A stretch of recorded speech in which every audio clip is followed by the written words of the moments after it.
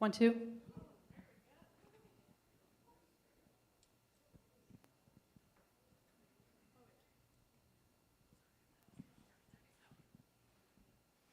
Okay, I think we're ready now. All right, welcome to the Soybean Resources Breakout Room at the Field Advisor Forum. I'm Deanna Burkhart, Agronomic Services Administrator with the Illinois Soybean Association. Thank you all for being here for this session. This afternoon, throughout 3 sessions, we will highlight valuable resources available to soybean producers, agronomists, CCAs assisting farmers, and industry members seeking to expand their knowledge. These resources are recognized nationwide and aim to improve crop production through effective weed management, crop protection, and research. This presentation will focus on grow, getting rid of weeds, and our presenter is Dr. Micheal Flessner. Before we begin, here are a few quick housekeeping items. Certified crop advisors, make sure you sign the sheet in your room to claim your CEU credits after the session. And this session is being live streamed on Field Advisor's YouTube channel, so feel free to share the link with anyone interested in watching remotely. Now, let me introduce our speaker. Dr. Micheal Flessner is an associate professor and extension weed science specialist in the School of Plant and Environmental Sciences at Virginia Tech. He also provides leadership for Grow. In Virginia, Dr. Flessner's research and extension work focuses on weed management in corn, soybeans, small grains, and other crops, as well as pastures and forages. His research interests include herbicides, herbicide resistance, cover crops, and harvest weed seed control. Dr. Flessner earned his bachelor's from the University of Tennessee and both his master's and doctoral degrees from Auburn University. Please join me in welcoming Dr. Micheal Flessner. All right. Well, thanks for the introduction. It's really great to be here with you guys and good to be back. I've actually been in this room before, and the last time was when Baylor and BSF just west of here hosted the North American Weed Science Contest, and Virginia Tech happened to take top honors that night, so that was a fun night of celebrating. I don't know if we'll get that crazy and wild tonight, but good to be back here and with you guys. So Flessner's a fairly unique last name. My grandfather was born on a farm and grew up there just about an hour north of here. So not too far away, although most of my time has been on the East Coast. But we're here to talk about GROW, which is getting rid of weeds. And so that is a multi-state network of public scientists, so a lot of extension specialists, but also some USDA folks as well that have come together to coordinate both our research and our outreach and extension products across the nation is really our goal there.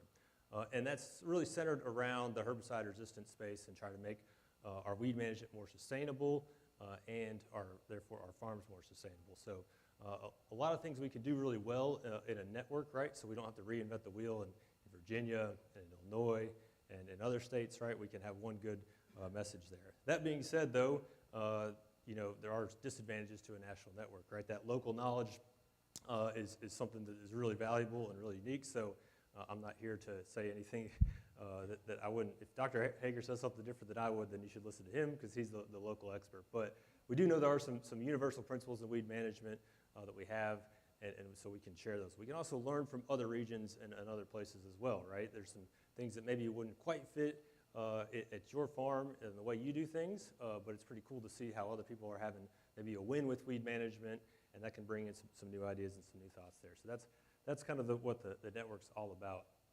We have a lot of diversity in our funding, and so this is just a map of where we have a partner in the network that's getting funding.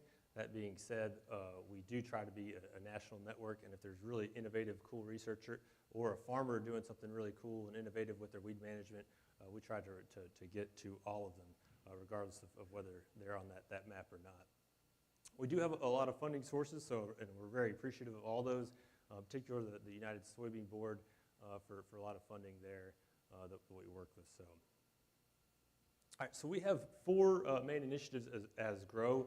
As I mentioned, we have the Outreach and Extension Network, and that's kind of what I want to talk about today, along with some of our research initiatives across the network. And so that spans from cover crops, and we talked a little bit about in the session just before the break there, precision ag and tech development, right? Weed recognition, weed mapping, those types of things, and then harvest weed seed control. So we'll talk about a little bit of each one of these things. All right, so starting with cover crops, And I really appreciate the comments that were made on the panel here just before this about, cover crops are sometimes sold as this miracle cure-all for everything you have. And a lot of times that's not actually the case. And so I totally agree with that. If we're going to grow a cover crop, we've got to have an objective and a purpose in mind, and then we're going to have to manage it just like we manage our cash crops with that objective and purpose in mind. So one of those things I think can be weed management, and in particular for soybeans like we're here to talk about today, the use of cereal rye going into soybeans is one where I think that's sort of the entry level in terms of weed management with cover crops. So a lot of that research has been done. So what I wanted to highlight here, and just sort of part of what we've done, is kind of moving to planting green, which is maybe the newer hip thing. All right, and so Citi and SARE does this annual cover crop survey of cover crop users, and some of the metrics collected in that survey, 70% of the respondents reported improved weed control, 68% improved soil moisture conditions, and there were some improvements maybe in disease and slugs as well, right? So maybe there's some incentive for planting green, which is really, we're going to plant the seed into that cover crop while it's still green, and then really either terminate it that same day or the day after, so that when the crop is coming up, the cover crop is no longer green. All right, and that's really in contrast to planting brown, if you will, which is what I would consider sort of the standard cover crop management of where we're going to terminate it 2 weeks or thereabouts before we plant the cover crop, so that when we're planting it, it's sort of, the cover crop residue is dead and brown at that time. All right, so there's some motivations for looking at this. In particular, what we're looking in terms of a no-till soybean is this is an adaptive management approach, and so it does elevate the management up a level when we go to this, right? We're in some sense violating one of our central principles of agronomy, right? Of planting into a weed-free field, right? Now we're planting into an actively growing cover crop there, right? So there's some things we've got to be aware of, and it really takes that management up to capitalize on them. And so if you're not at that higher level of management, then this could go sideways, if you will, on you, right? And so one of the adaptations is we're working with a living thing here. The cover crop is alive. Some seasons you'll grow a better cover crop than others. And so we've got to be able to adjust and adjust not only our management, but our expectations coming from that. So one of those things is in the spring, it might be nice and wet, and we can use that cover crop that's actively growing to pull that moisture out of the ground, and we can maybe potentially get more field fit days in the spring, days where we can get a tractor or a sprayer into that field and do some work. But the opposite is sometimes true, right? It might be dry, and we don't want that cover crop to continue to grow and then pull the moisture out, so that we've got poor soil moisture conditions for our cash crop to establish, right? So it's an adaptive management approach that we're kind of looking at there. Of course, specific to weeds, there's also questions about how does weed suppression potential differ across production regions, right? And that's something where a multi-state network is kind of uniquely poised to take advantage of that. We know that what happens here in Illinois is probably not going to be the same thing that's going on in South Georgia, for example. And so we can see the differences there, and learning from those differences and nuances can help us lead to, I think, better management there. We're also asking questions like, is planting green a viable integrated weed management tool for herbicide-resistant weeds? I think it definitely can be. Is it every time? Maybe not. So we'll look at that a little bit. And then, of course, if it is a tool for managing herbicide-resistant weeds, is there an opportunity, particularly with the price situation that it is right now? Can we maybe reduce our herbicide input costs because of those cover crops? And so those are some of the questions that we're looking at across the network. And just to give you a flavor of this is one ongoing experiment, so these are preliminary results, but looking at the effects of cereal rye termination timing in the herbicide program. So this was high and low fertility sites, and that was basically sites coming out of either corn or soybean the previous year, with and without for cover crops there, to compare the winter fallow to the cereal rye cover crop. 2 different termination timings, like we talked about, planting green versus planting brown. So terminating the day of planting or the day after would be planting green, or planting brown would be about 2 weeks prior, and then with and without a pre-emergent herbicide. And you can see the states where the research was done there. And so one of the things, just to not get too into the nuances of the data here, but ideally we're having a win-win, right? We're having a win for weed management, and we're having a win for our crop yield, right? What we don't want is a trade-off where we maybe win in one of those situations or we have a loss in the other. So in this case, a win for weed suppression would either be fewer weeds at the time of that post-emergent application, or smaller weeds at the time of that post-emergence application, right? So if we have fewer and hopefully smaller weeds, that's going to be an easier task for that post-emergent herbicide, right? Easier to clean up. And of course, if we're treating fewer weeds, we're exposing less to that selection pressure, and that's a good thing for herbicide resistance because it's really just a numbers game there. So you can see whether we're planting into a brown cover crop killed 14 days prior to planting, or planting green, so killed 1 day after planting, about a third to a quarter of those times across those two cover crop management scenarios, we were having a win-win where we had better weed suppression and we had a better yield there. And we also had some win and draws, right? And that's, I think, still overall a win in this case, where we had a better weed suppression, but we didn't see really an improvement in yield there. What we see with soybeans, though, is that we didn't have that trade-off very often. So we had this, the win-loss was really there very small times across the number of site years that we have. And so we've got that upside potential for maybe better yield, maybe better weed suppression, but we don't have that downside risk when we're planting green or brown with the cereal rye system here in no-till soybeans. So I think that's a real good thing. So there was a little bit of talk about corn earlier, so I figured maybe I could also talk a little bit about corn as well here. So this is a very similar study, different group of states involved in this one, but this is basically the same questions but in corn, and we see very different responses here, right? So while we do still see that win-win or a win-draw, the upside potential, there is some real downside risk with planting corn into cereal rye, and that's, I think, fairly widely known. As cereal rye gets bigger, and that's what we really need, is that biomass for weed suppression. It also starts to have a very high carbon to nitrogen ratio, and it becomes more lignified, both of which things aren't good for nitrogen availability in the soil. We'll tend to tie up nitrogen, nitrogen-hungry crop like corn. That's not what we want to see there. So there's more downside risk of doing that, and I think that was not surprising to most of us there. All right, so another area we're looking at in terms of cover crops is the potential for, or really how best to integrate these cover crops with our pre-emergence or residual herbicides, right? And we know sometimes these are kind of doing the same thing, right? We can get weed suppression from the cover crops, we can get weed suppression from the pre-emergence or residual herbicide, and putting those two together does seem to result in better weed management outcomes from what we've seen. So the two layers can potentially fill in the small gaps that allow weeds to emerge. There's also potential, I should emphasize, for the presence of cover crop to maybe lower the herbicide concentration needed for weed control. So you can see in the picture that the seedling, pigweed seedling coming out there, it's stressed from that cover crop residue. Potentially that could make it easier for the herbicide to do its job there. Okay, so there's, can we adjust maybe our management to take advantage of that, and if we can, how best to do that? And so there's a lot of different moving parts here to think about. There's the cover crop effects, right? So biomass is going to be maybe primarily weather driven, or the timing of that termination, right? The longer we wait, generally the more biomass is going to accumulate. But some years we have more biomass than others. So there's that biomass effect.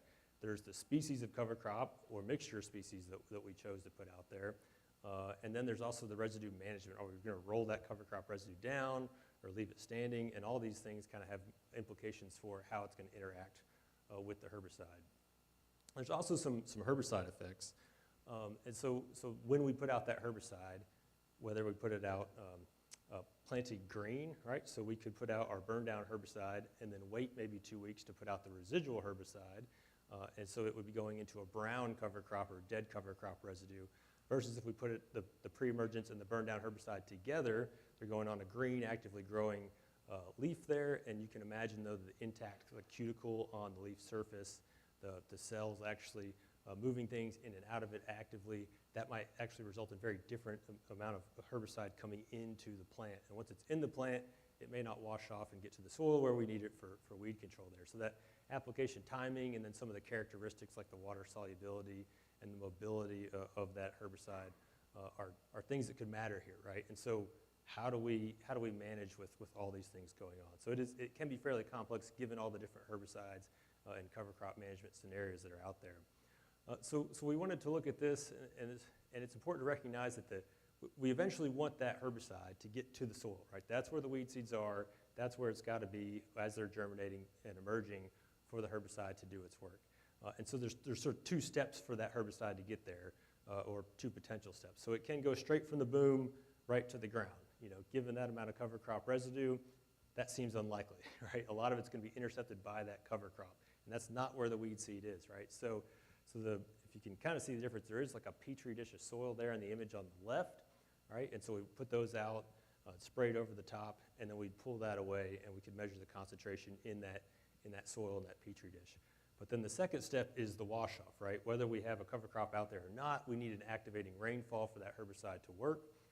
And so it could be also that that activating rainfall just washes that herbicide off the cover crop residue into the soil where it can work. And so we also had a separate set of petri dishes put out after the application, but before that activating rainfall event, then we could measure both of those. And so looking at some of these results, there's sort of a lot of factors here. So we've got cereal rye standing on the left, and then roll crimped or rolled down on the right graph. And this is basically across cereal rye biomass. So as you move to the right in the graph, you're getting more and more biomass. And this is the pyroxasulfone recovery. So that's Zidua, or pyroxasulfone is a component of a lot of prepackaged mixture herbicides there. And so the dark line is that initial deposition, what got straight from the spray boom to the ground. And as you would expect, the more biomass we had, the more was intercepted, the less made it to the ground there. So that line goes down as you move to the right.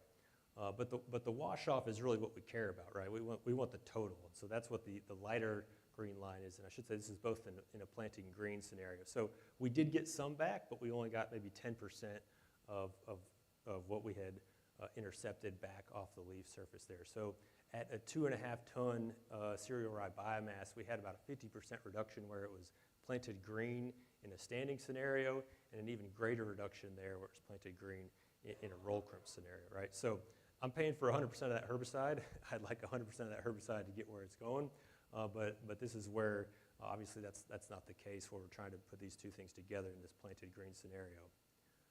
So what about planted brown scenarios? This is kind of the same setup, except that instead of standing in roll crimped in green, now we're standing in roll crimped in brown. You can see there's a little bit less interception where it's brown, but definitely a lot more wash-off potential. That separation, particularly at the higher biomasses to the right of each of those graphs, is wider, so we were able to get more back off that cover crop residue and down to the ground where it needs to be for weed control. So you can potentially start to see some management implications here, right? So one would be if we can spray into the cover crop while it's still standing. If we choose to roll, we're going to get more to where it needs to be, and that's going to be better.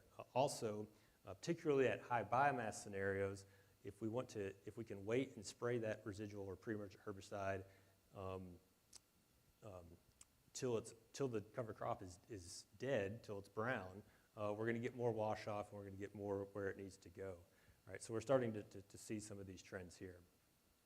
And you see this is a 30% reduction there at that same 2.5, so 50% when you planted green. And then the roll crimp scenario, it was a 65% reduction when it was planted green there. So this work, along with some other work, and a lot of this is from Dr. John Wall's lab at Penn State, starting to look at some of these. We know these chemical factors about these herbicides, their solubility, their mobility, and polarity and stuff. And we can start to relate those to how they're going to interact with some of these cover crop residues. And so preliminarily, we're seeing that things like pendimethalin, if you're going to use that, so prowl in a cover crop scenario, that's got really low potential for wash off. And so maybe that's one we'd want to avoid if we could, if we have a different herbicide that still gets the efficacy on the weeds we want. The ones in green, those have the moderate to high. So when you look at like maybe pyroxasulfone is one of the group 15 herbicides there. That might be a better choice than some of the other group 15s in this particular scenario, like acetochlor, metolachlor, or dimethenamide, right? And you could kind of make that same comparison for isoxaflutol, balanced flex, compared to like mesotrione, right? Where you maybe have a slightly higher potential for wash-off, and that might be a slightly better decision there. All of the things being equal, of course, in your farming scenario there. So we're starting to develop some of these recommendations, and that's what's feeding into our website and our outreach material. I did want to include, so that might give you the idea that wow, if I'm planting cover crops and I'm going to lose maybe half of my herbicide in that cover crop residue, maybe I should just skip that herbicide. And that would be incorrect. So I didn't want to leave with that impression here. So this is some data of on-target post-emergent herbicide applications in these different cover crop management scenarios and kind of the timing of that residual. And then are we going to be effective in terms of, is this an on-target application? So on-target application would be we're treating a 4-inch weed or less, right? We know that that's above that size threshold. Our herbicides really don't work very effectively. We're starting to put out a less effective dose. And so there's a lot of, obviously, recommendations I'm sure you've heard about treating weeds that are 4 inches or less, right? So at that post-emergent herbicide application, how likely are we to be to have a weed that's really off-label? It's too big. All right, so we want a low probability here. So there's kind of two things we're looking at. One is the rye termination and planting date. So there was at the standard date, termination, so it was terminated at the boot, and then planted, when rye would have been at the anthesis stage about 2 weeks later. So planted brown, kind of standard management, versus the early planted green, so terminated at the boot and planted at the boot, or planted green late, so it was rye was allowed to grow to the anthesis stage, and then we planted green at that time. And you can see that the probability of greater than 4-inch weeds is only 5% in that scenario. So that's a really good win for the cover crops. But when we add the residual herbicide to it, that's where we get really the big effects. And so without a residual herbicide, we were, 2/3 of our fields would have had a weed too big, a weed bigger than we would have wanted to be treating it there. But when we go to that planted green and late, so the cereal rye terminated and residual herbicide applied at the anthesis stage, only 1% likelihood there of greater than 4-inch weeds. So we're seeing these things. It is a complicated management scenario, and so this isn't for everybody, right? You've got to be willing to put in the management and be able to manage individual fields sometimes to really capitalize on these things. But that's some of the cover crop research that we're doing. I hope you find that interesting. Again, that's going into our outreach material and driving some of that. I did want to mention also our precision ag and tech development and what we're doing with grow there. And this is a little bit stuff that's a little further from seeing maybe the farm level, but I think you'll see the connection there and where it's going. So one of the big, I think, public sort of goods that we felt like we could contribute as a network is an agricultural image repository, right? So if you're trying to make various platforms that are going to use machine learning to recognize weeds, you have to have somewhere in the neighborhood of 10,000 properly labeled and annotated images to feed into that machine learning. And sometimes that's not just per species, that's almost each growth stage too, right? Because some weeds can look very different at various growth stages, right? So it's a major bottleneck for even big companies like John Deere and Blue River, but certainly I think it's inhibiting a lot of startup companies from having this. And so basically we've automated in some ways, and in some ways just put in the work to capture a lot of images there with the ultimate goal of developing this, and a lot of it's already been done at this point, but having a labeled database that then kind of anybody can use, and so maybe even someone who wants to develop something that's open source and free to access for everybody, or maybe we can make some of the other commercial technologies even better. But having this database of labeled agricultural images is important. So we're looking at cover crops, weed species, and of course our major agronomic commodities and also specialty crops as well. So this is the states in the network that are doing that, 9 states and 10 partner institutions. Currently we've got 38 weed species in there, 15 cover crops, and then 3 cash crops. And that's also certainly something we're going to look to keep developing in the future. Once you have these labeled images, right, then you can start to do things that you've probably heard about and seen some companies start to do. We can just start to do things like mapping and identifying weeds in the field, but also performance of not only the cash crop, but maybe the cover crop as well. So we know, see that image on the right, yield maps are interesting, but what's driving those yield differences is sometimes hard to know, right? So the more layers of data we can put into that in terms, so that could be, how did our cover crop perform? That could be a layer that helps inform that. Or where were the weed patches in that field, right? That's another layer that you can start to add in with that kind of stuff. That's where the network is going in that regard. So right now it's on this Weeds 3D. It's a low-cost platform for weed mapping and biomass estimation. So just off-the-shelf cameras and trying to basically streamline all the way to the technology transfer part where we can give a product to a farmer or a consultant. So get the hardware linked up with the software and the data flow to where there's something really easy and user-friendly there at the end that we can use. So of course, all this is kind of driving precision weed management, right? Can we maybe do something if we can locate the weed in the field? We can also then do something to try to kill the weed in the field, right, at that specific spot without treating the area around it, right? And so we're seeing technologies come on the market like that, and Grow is obviously trying to invest in some of that as well, whether that's a physical method of control, whether it's a thermal method of control like a laser or flame or something like that, or whether it's a herbicide application there. All right, so we are in that space as well. And then the other research thrust that we have is harvest weed seed control. So I don't know if you've heard about harvest weed seed control. I hope most of you have by this point. But this is something that's come out of Australia. And this is Ray Harrington's farm here, who's actually one of the seed impact mills has really developed and carries his namesake there. But basically we're trying to do, as the name implies, manage the weed seeds with the harvest operation, right? So this is in Australia, that's rigid ryegrass in wheat. And of course we know that if that enters the combine's going to do a great job of just spreading those weed seeds out, right? And it's important to recognize that in this particular case, he had run out of effective herbicides to control this. So he was either forced to innovate or stop growing wheat. It's kind of your two options right there. So he chose to innovate.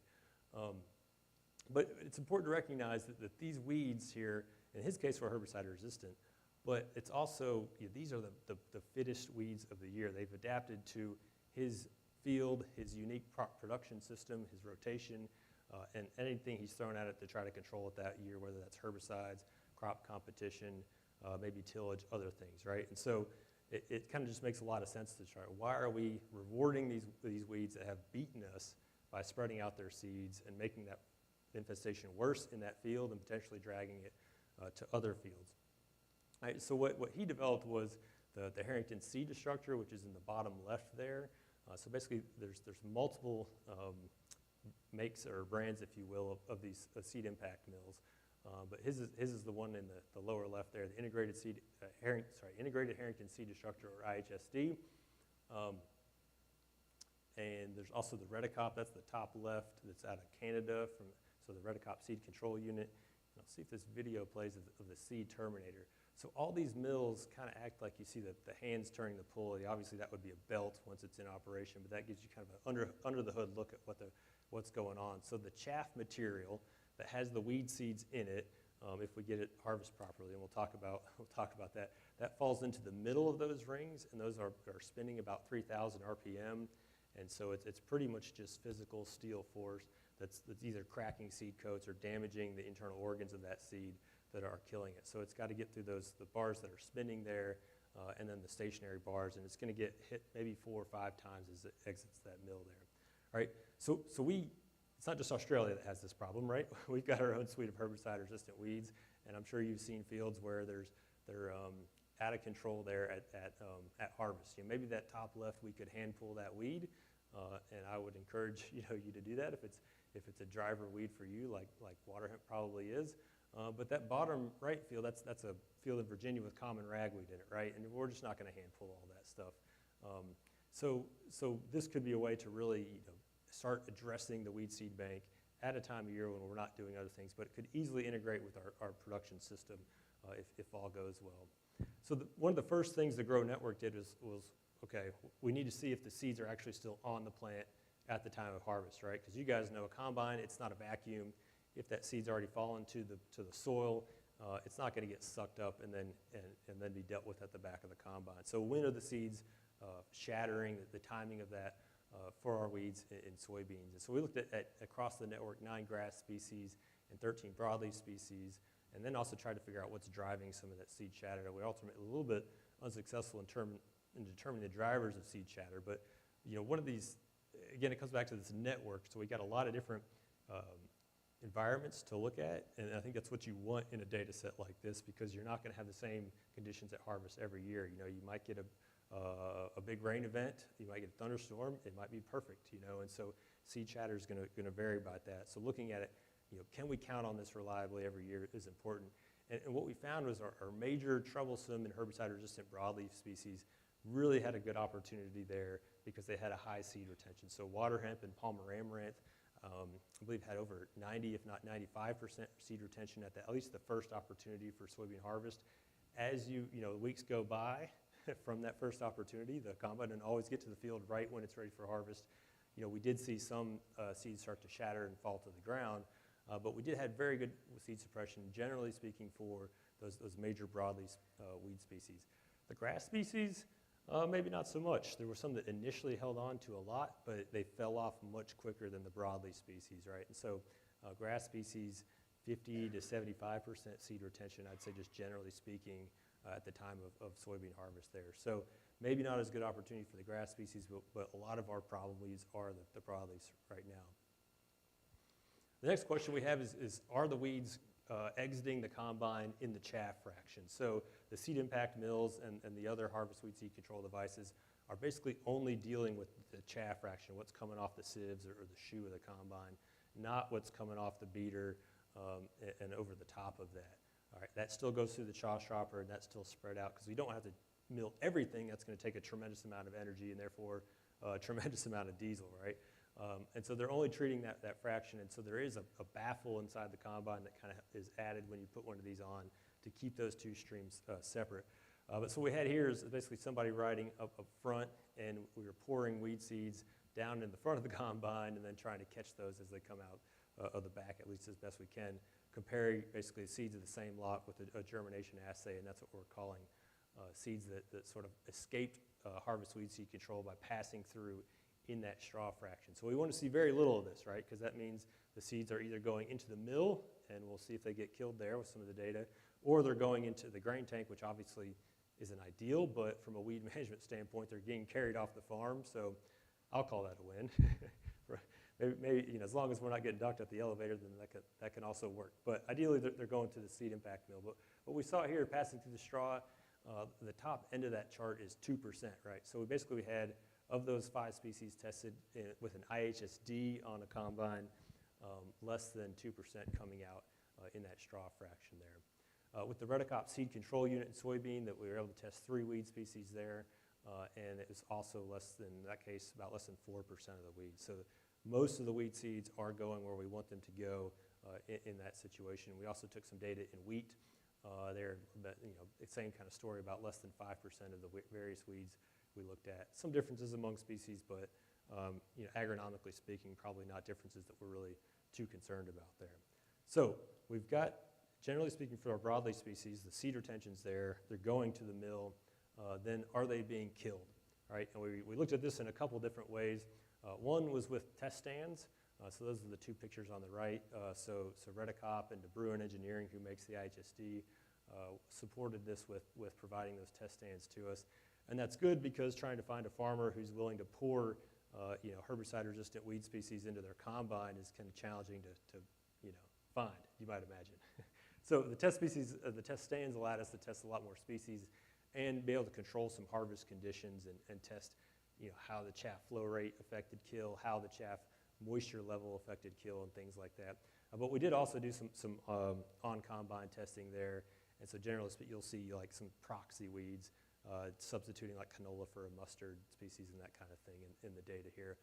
But to kind of summarize all the data for the test stand, so there's 2, the species is on the left, the Redicop is the center column, the IHSD is the right column.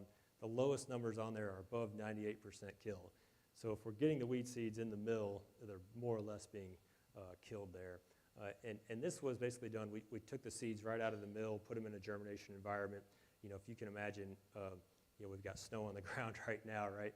If a lot of these seeds, the kind of less than 2% that weren't initially killed, they've got a good opportunity to come up in the greenhouse, and we called those basically not killed. But if we crack that seed coat and then we put them out in an Illinois winter, a lot of those are probably going to have an infestation or freeze and die there. So there's some additional research that's not on here. We're probably going to get another 1% of that seed probably die from just trying to have an overwinter after soybeans there. So the test stands were very effective. When we tested on the combine, basically very similar results, if not even better here. So this is the IHSD on soybean. Those 5 weed species all controlled over 99% in that case. as well as with the Redicop seed control unit. Where we did see a reduction in seed kill was with, in this case, annual ryegrass. So that was a domesticated version you could put out for cover crop, although I wouldn't recommend it for a cover crop personally, or put it out for like winter forage for cattle, right? So basically the same species as Italian ryegrasses was what the proxy there was. And there, in this case, we were about 90% kill with that Redicop seed control unit. So that's, for whatever reason, seems to be the really tough one to kill is ryegrass in our wheat there.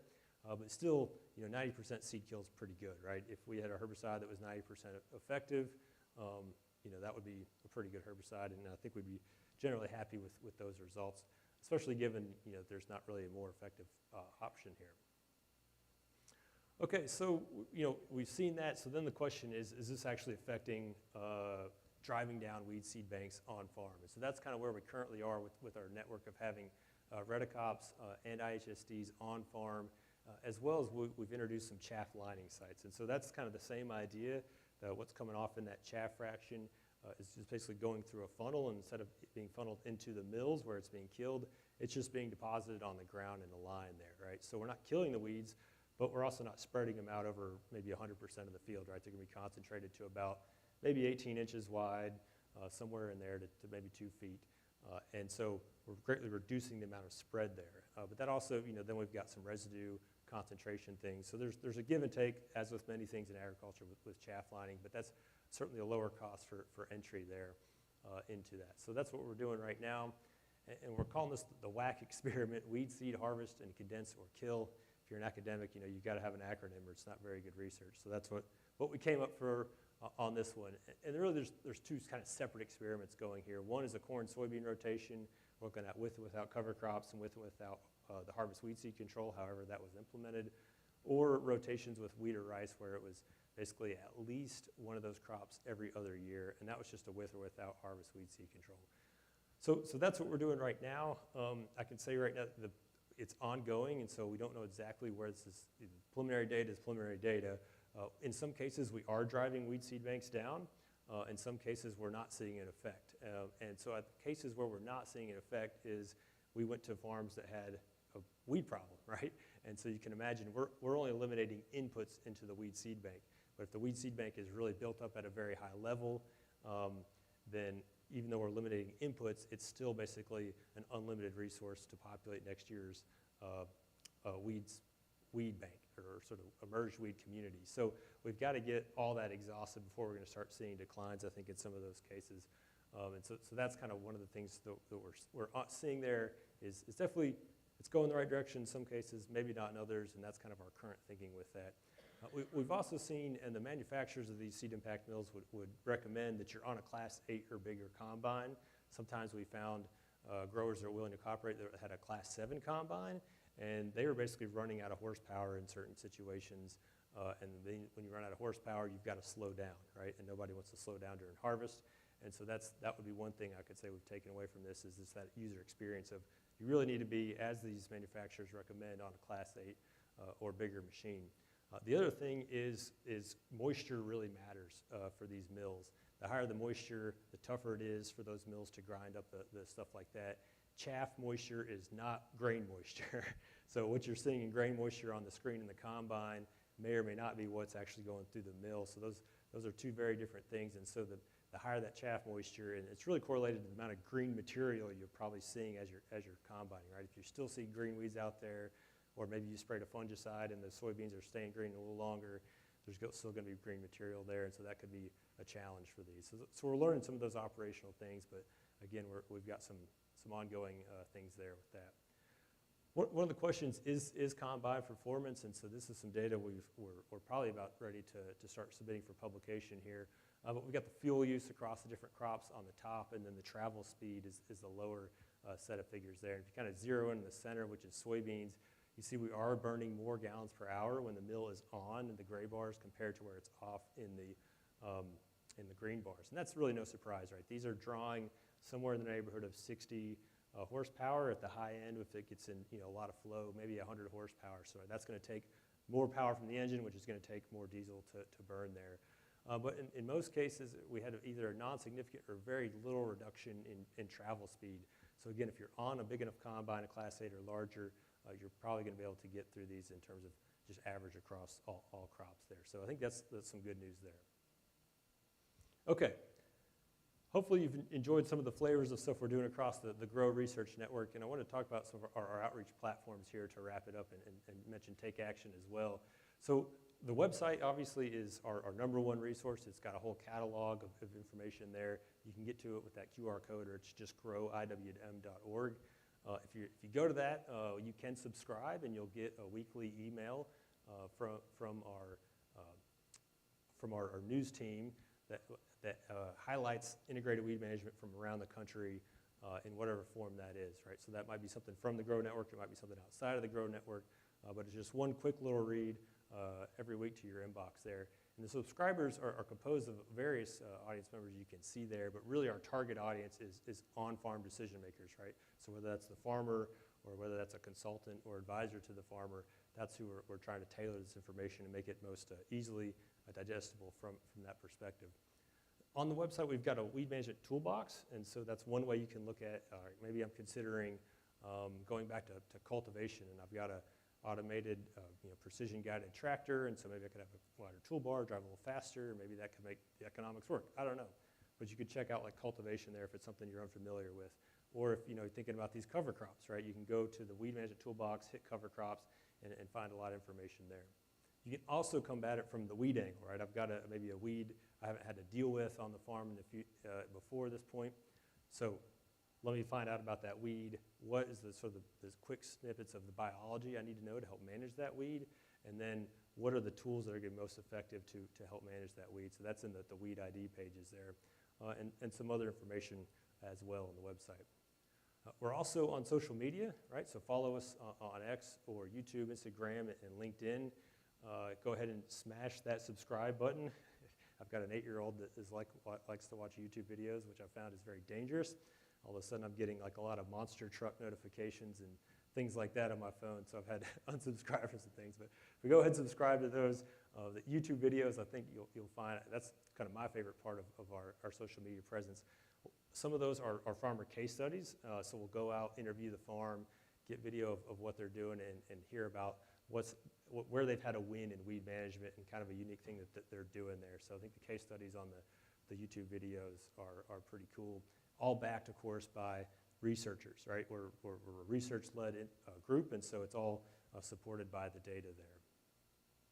All right, we've got some other outreach efforts. I'll just highlight the kind of the two at the bottom, maybe the farmer forums, and so we have maybe 2 to 4 of those a year where it's basically a webinar where we have 2 to 3 farmers that are implementing some kind of practice. So we most recently had one on like precision vision guided sprayers. So we had 2 farmers that had experience with the Blue River John Deere See and Spray technology, and we had another farmer with the Weed It technology on there discussing how it worked on their farm, what the economics were, was it actually working for weed management, and those kind of things. So you can hear directly from farmers about how they're doing with not only that, but cover crops or harvest weed seed control, right? They've had this mill on their farm, and they've been working with it. Did they like it? Did they not like it? And you can hear it straight from them. We also have this regional leads meeting, which is really an internal meeting, but basically we have people all across the country with an ear to the ground on what's new and innovative in the weed management space, and that helps us bring that to you through the news there, the Grow News. All right, so we have a lot of resources, and trying to make them easily findable was something we wanted to do. So on our website, the top right is the resources page. So you can see you can filter this by different categories, whether you want to learn about herbicides or cover crops, how to put these tactics together and integrate them. And then you can choose the format that you want, right? Do you want a bulletin? Do you want a YouTube video? Do you want to see a farmer case study? You can filter those with that. And you can also see that subscribe button there in the lower right there. So those are our resources on the page. The last resource I wanted to highlight is some of our decision support tools, right? So these are basically sort of web-based apps to help guide you through some of the decisions that you might have to make. So in collaboration with the Precision Sustainable Agriculture Network, we've developed the cover crop nitrogen calculator. So if you're using like a legume cover crop, how much is going to be returned to me in terms of nitrogen, and can I reduce that nitrogen fertilizer input? That's a tool that was developed across a whole network, right? Again, that's one of the benefits of having the network of states involved is we can do these studies, all those, and then put them together and get a really robust tool there. So that can tell you not only how much nitrogen you expect to release from your cover crop, but also when in the growing season it's expected to be released there. So that's a pretty cool tool. The cover crop species selector, right, if you're sort of new to cover crops, which species is going to be good for you in your area is going to be very highly dependent. So that's a neat tool as well. And we're trying to develop this, should be out later this year, Check My Herbicide program. So that is a tool where we know that we need to apply multiple effective sites of action, right, and rotate multiple effective sites of action where we can. But what is an effective site of action, right? We've got all these prepackaged mixture herbicides, all these group numbers out there. Not all of them control, the 3 or 4 weeds I might have in my field the same way, and so trying to figure all that out can be very difficult. So that's really what this is trying to do, is for kind of our top 8 or 9 weeds that have herbicide resistance. You put in which herbicides, whether it's a burn down, a pre-emergence, or a post-emergent application, and it's going to give you a rating of whether that's considered to be effective or not, and tally them up for you so that you can quickly see, all right, check my herbicide program. I've only got maybe one effective site of action against water hemp. That's something where I'd want to improve, and it kind of quickly points that direction out. So hopefully that'll be out later this year, and will be a good resource for everyone out there. We also are developing harvest weed seed control cost calculator. So based on that travel speed, the fuel usage, the initial purchase price of those seed and pack mills, how much is that going to cost to implement, right? Which is a big question.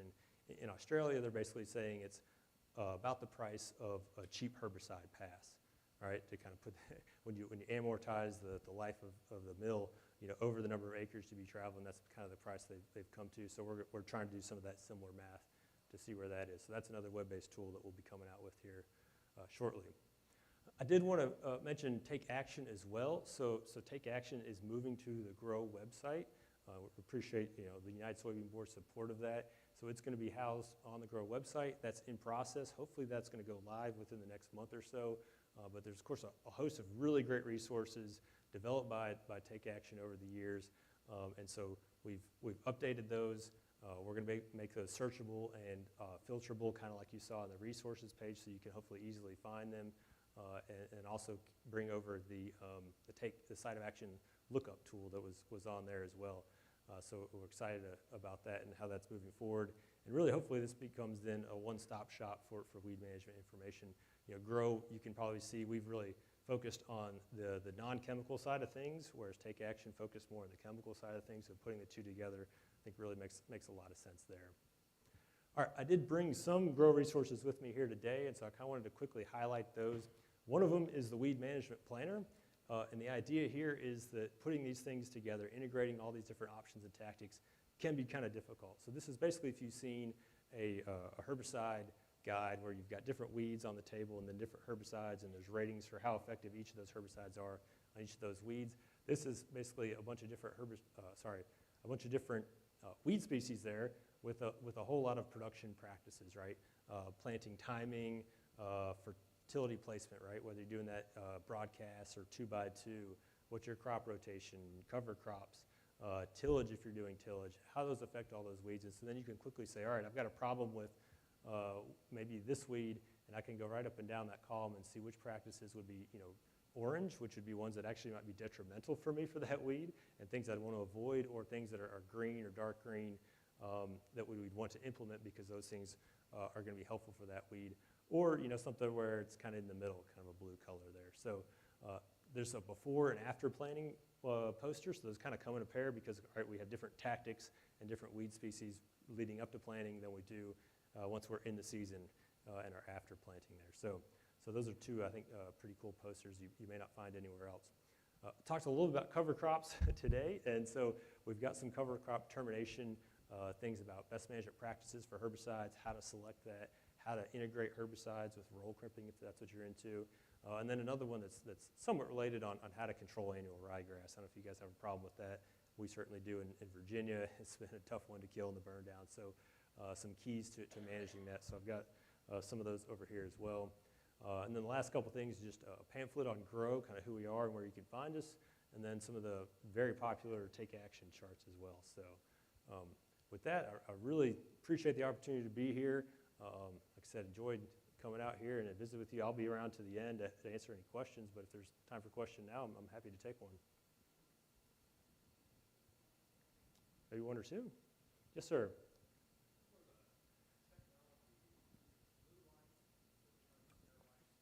Mm-hmm.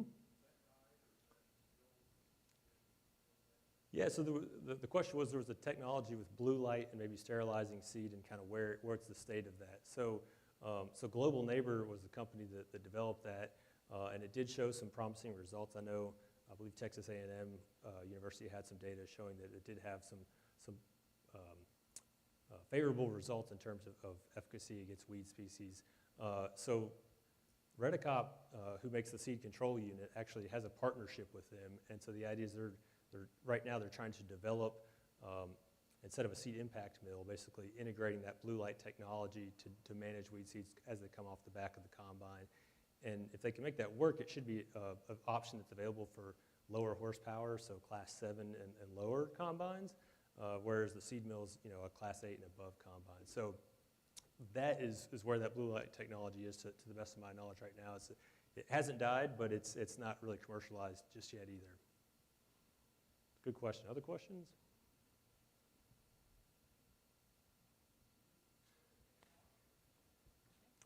Thank you very much.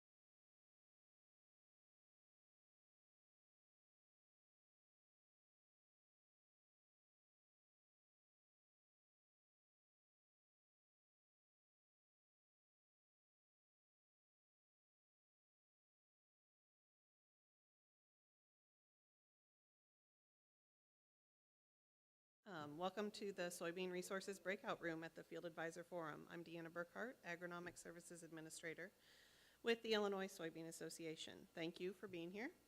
This afternoon, throughout the 3 sessions, we're highlighting valuable resources available to soybean producers, agronomists, CCAs, and industry members seeking to expand their knowledge.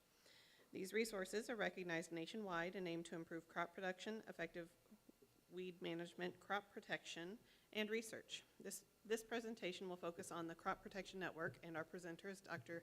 Daren Mueller. Before we begin, a quick couple reminders. CCAs, please make sure to sign the sheet in the room to claim your CEU credits after the session. And this session is being live streamed on Field Advisor's YouTube channel, so feel free to share the link. Now, to introduce our speaker, Dr. Daren Mueller is a professor and extension plant pathologist at Iowa State University. He is also the coordinator of the Iowa State Integrated Pest Management Program. Daren's main research interests involve understanding the biology and management of field crop diseases. Daren is also a co-director of the North Central IPM Center and the Crop Protection Network. All right, please join me in welcoming Dr. Daren Mueller.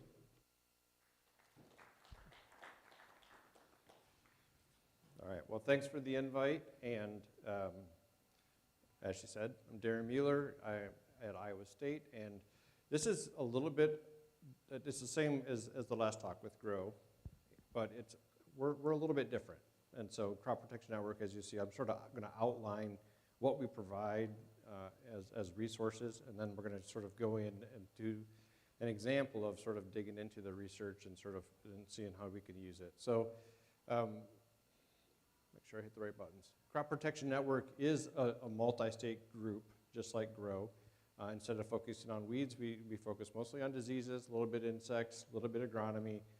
But the main rule, really the only rule, is that it has to be multi-state. I think that one of Michael's comments saying earlier is like the value of extension, the value of things that are getting done locally can't be replaced, and sort of having that local knowledge is certainly really important. And like even events like today, is sort of what Illinois Soybeans bring into the state as far as bringing expertise in. That's stuff that can't really be replaced, but it can be complemented. And so a lot of the pathogens don't really respect state lines, just like the weeds and the insects don't as well. And so having multiple people looking at things, looking at problems is certainly of value. So as you look at the graphic that you see there, I'm really going to just sort of go through each of those stops. The first one is the university groups or the research groups that are doing the work. And so unlike GROW, we don't really have a research budget.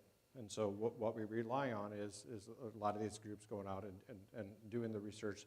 We're sort of the extension arm of that research. We're the last stop and sort of helping them get that information, packaging it in a way that's going to be useful and getting it out to the farmers. And so the second step is the sort of the factory or the group that's the internal group that's doing the work, producing the outputs, and that's the third one is the outputs, and then sort of measuring that, communicating that, and getting that out there. So this is, well, the first 10 or so slides are going to be just sort of informative, like, hey, what's on our webpage? What exactly are we doing? What are the opportunities that you can find? And then we'll sort of go through an example. So first stop is in that graphic is the university research or the extension groups. And again, it's very heavily around plant pathology at this point. I was actually down in the south earlier this week, and I was presenting to an agronomy group with cotton. And so there is some non-pathology that are showing interest and are starting to contribute to Crop Protection Network, but it's really was birthed out of a plant pathology group, and that's sort of where we're at.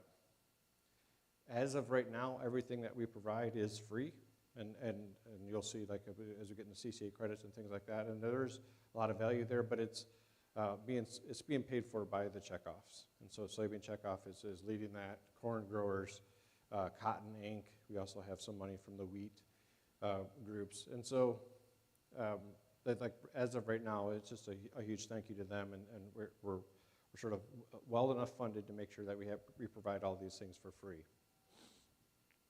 All right, so How wide is the network? At this point, anyone that wants to contribute or write a publication, do a webinar, post a podcast, whatever it is, they're contributing. As of a couple of days ago, we had almost 400 people from 42 states or provinces that have contributed at some level to a product. So it is becoming pretty widespread, and really this is the guts of the network. And so we exist just to make those 387 people's lives better.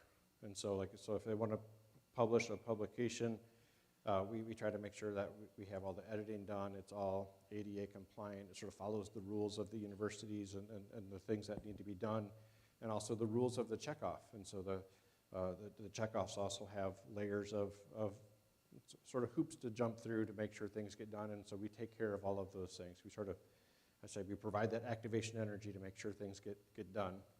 And then ultimately, there's a lot of people contributing. And so that makes it just a little bit better. And it's pretty easy to pick on my writing ability, but if you just relied on me writing a fact sheet on white mold or something like that, and then I had 10 of my colleagues look at it, there wouldn't really be any of my words left by the time it got done being edited, because there's a lot of people that as you look at it and have different angles, things can become improved just having multiple eyes on it.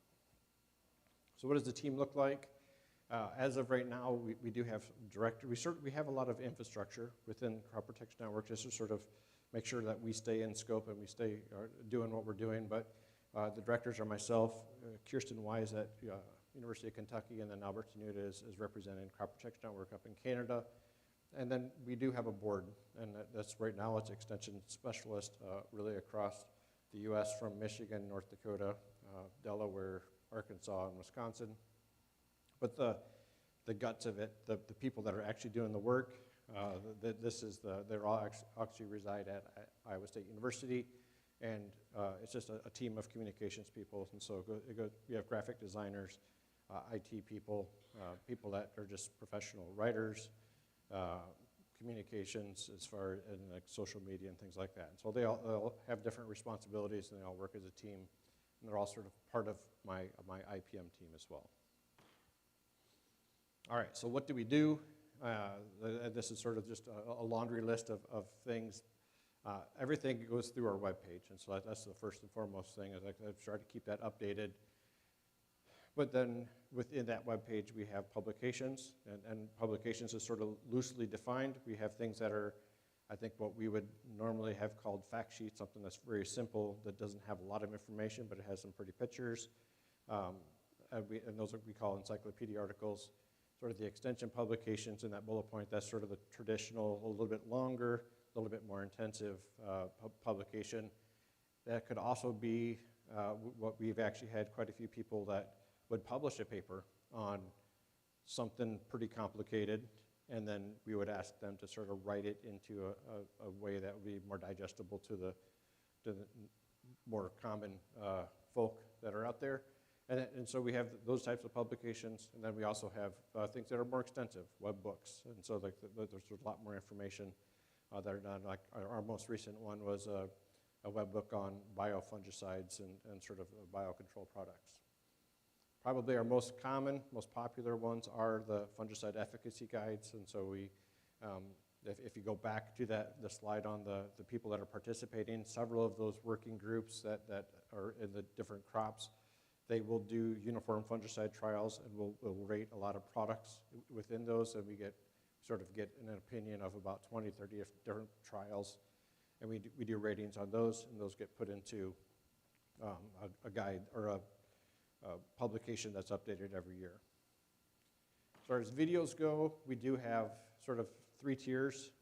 I'll start at the bottom, the field updates. These are usually anybody that has a phone that has a camera, which is usually most people these days, and they're walking in a field and they see a problem that is unique or normal or early or late or whatever it is, and they snap a 10, 15, 30, 40-second video on what they're seeing.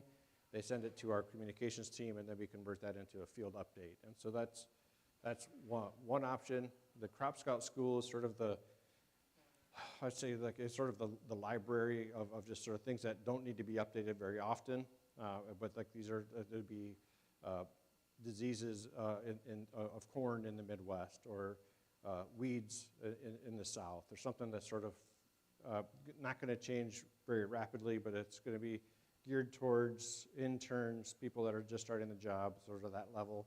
And then the CPN TV is the research updates, or some kind of hot topic, or something that at least garners a little bit deeper dive, and it's usually one, two, maybe up to multiple speakers that are sort of diving into some of their research and explaining it. We do have our own podcast, I See Dead Plants. We also, I'll show you, we actually support several other podcasts as well. By support, we just promote them and keep track of what's going on. And then I'll go to outreach and action. That's essentially, we have booths at either farmer-facing meetings. We actually communicate with our colleagues quite a bit, making sure they're on the same page. We have social media and all of the things that sort of have to happen to make sure people are aware of what's going on. And then the last one is tools. These are a wide range, but we have, and I'll sort of outline a lot of these, but these go from image libraries all the way to interactive tools that are looking at return on investments and things like that. All right, so I'm going to unpack those outputs a little bit really quickly, and I'm going to go through this fairly fast. But website, it's about half of the activity that we have on the website is corn, and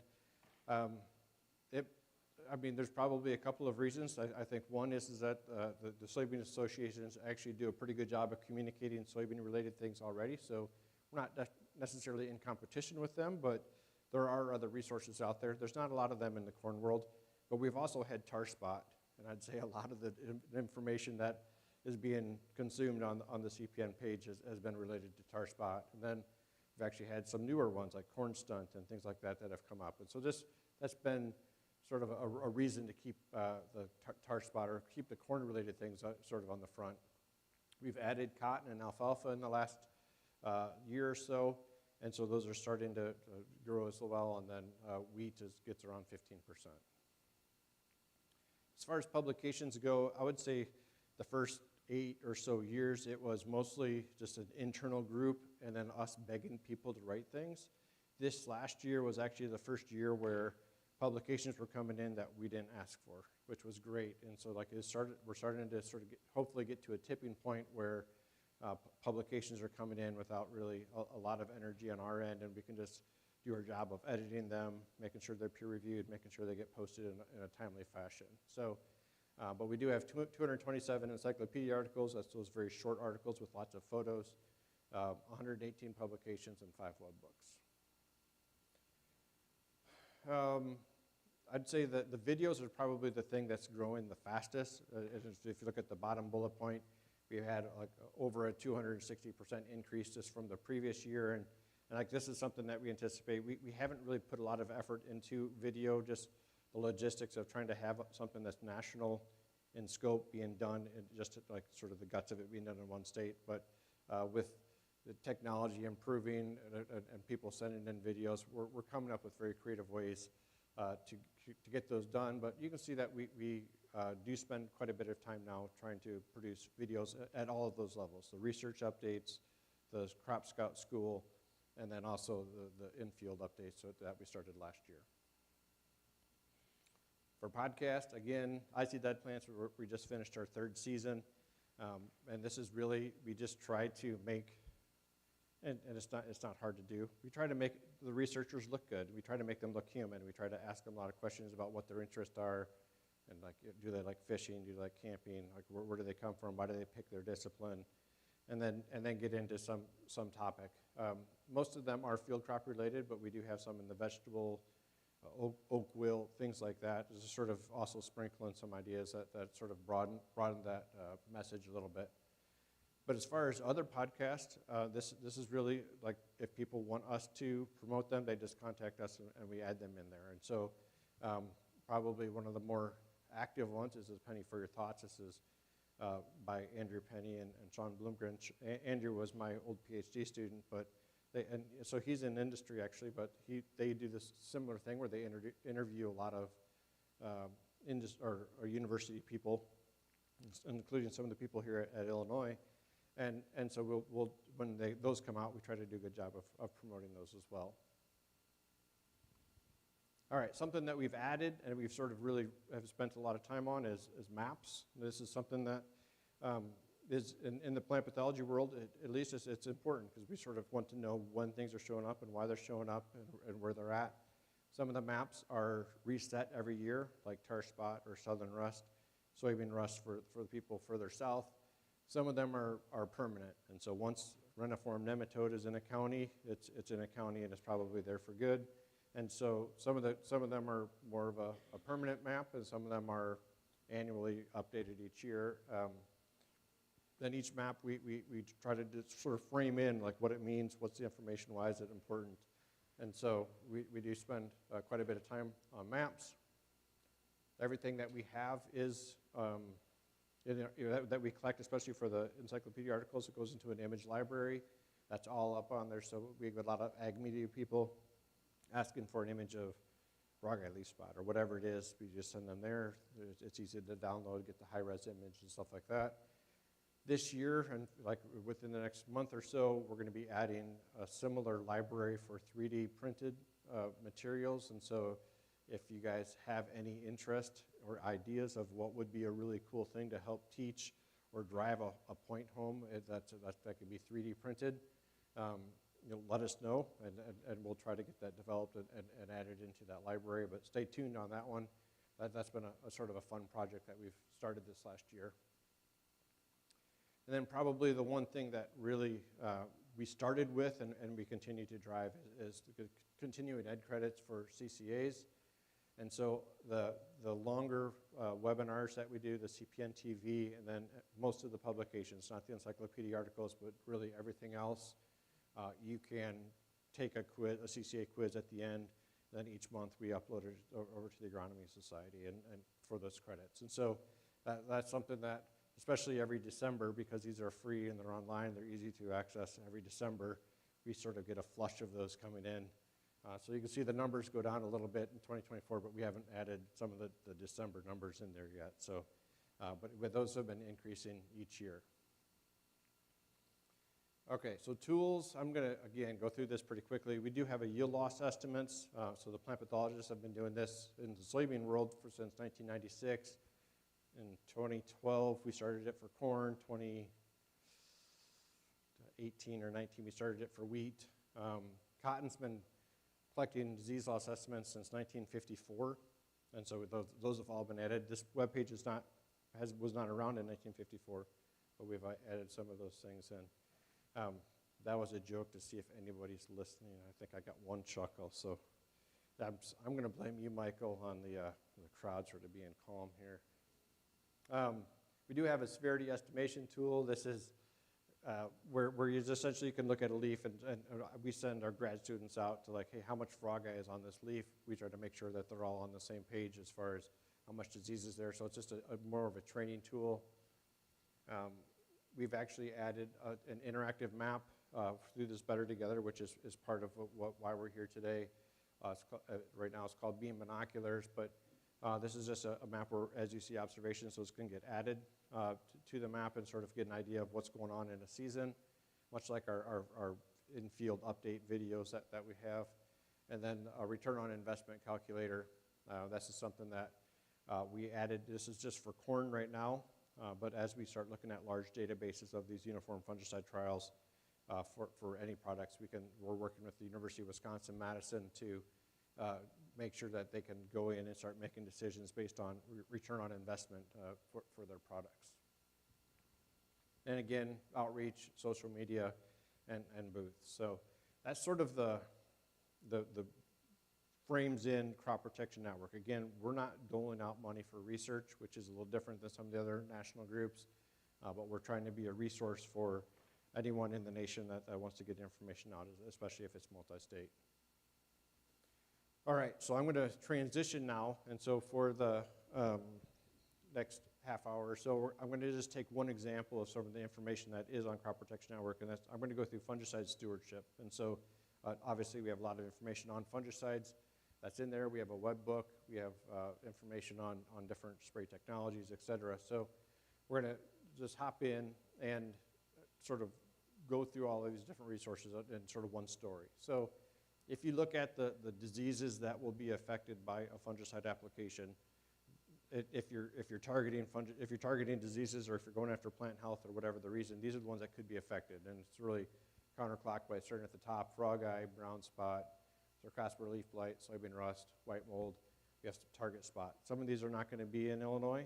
Some of these are going to, but you look at the top: frog eye and brown spot for sure. We have white mold in some pockets, and then Sarcospora leaf blight probably. But some of them are more further south. But as you start looking at known resistance, that list almost is duplicated on the known resistance. And so this is right from the FRAC code group. But if you look at, we have soybean rust, frog eye, aerial blight, Sarcospora leaf blight, brown spot, target spot. So you look at what's going to affect it, and you have some issues. Now, a lot of these are what we are called resistance to QOIs, or strobilurins.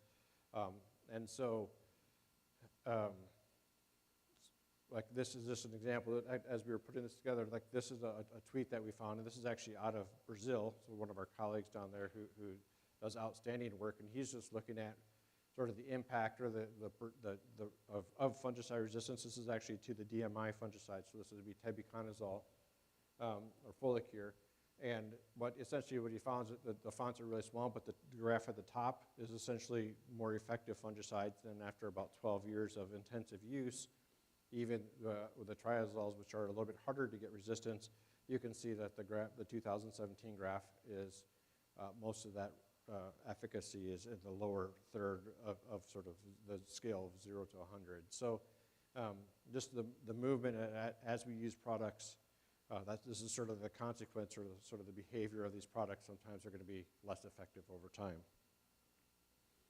So we're going to focus on frog eye. That's probably the number one source of resistance or issue that we have in soybeans, especially here in the Midwest.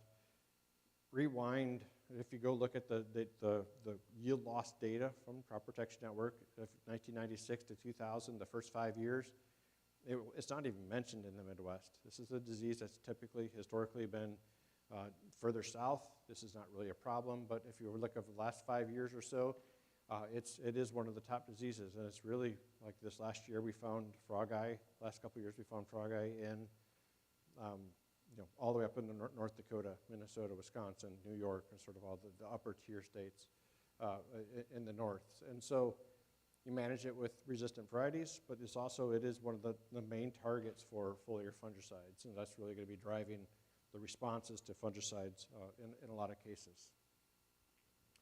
I'm going to allude to this data set that's coming out of this on several slides later on, so I'm just going to frame it in here. In Iowa, I do a statewide fungicide trial that's at 7 locations each year. That's not inoculated. So every year, I just take 18 or so of the most commonly available products, and sometimes there's some people will ask me to put in something that's coming up in the next year or so, and then we test those non-inoculated at 7 locations. And what diseases show up, they show up, and we take notes on everything.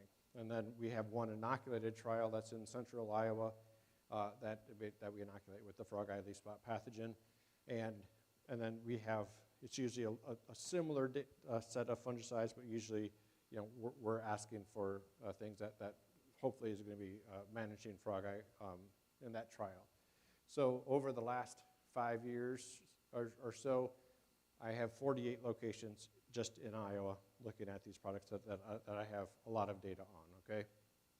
So as we frame things in, so one of the years we had a great outbreak of frog eye leaf spot, and this was average across 7 locations. So this would be the non-inoculated trials in one of the years.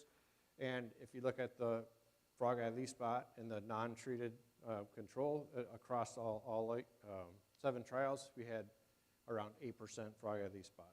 And so another sort of factoid that I use, if I get up over 3% frog eye in the upper canopy, that's enough to really have a good yield response to fungicides. And so 8 is great. That's sort of, we're always at odds with farmers where we have the more disease that makes us happy, obviously it's less happy for you all. And so, but then if you look at the second and third ones, approach and quad risk, these are QOIs alone. They're not premixed with anything. So what would this be showing you is that we have the resistant strain to the frog eye leaf spot pathogen in these locations. And so, and if you look at the second graph, this is brown spot. It's the same story. We have the same level or even a little bit more in the fungicide, in the QOIs alone, approach and quadris. So we're probably dealing with the resistant strain to the brown spot pathogen as well. We're set that one aside, focus on frog eye. If you look at the rest of the graph, there's differences.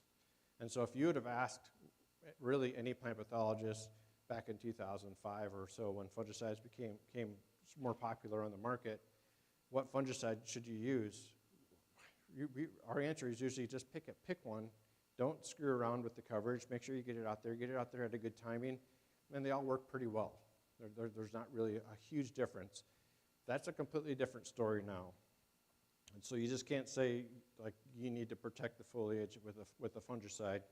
There's a whole decision process that should happen after that, really, that's going on. And the reason is that there's big differences. Some of them are only controlling 10, 15% of the frog eye. Some of them are controlling 80 to 90%.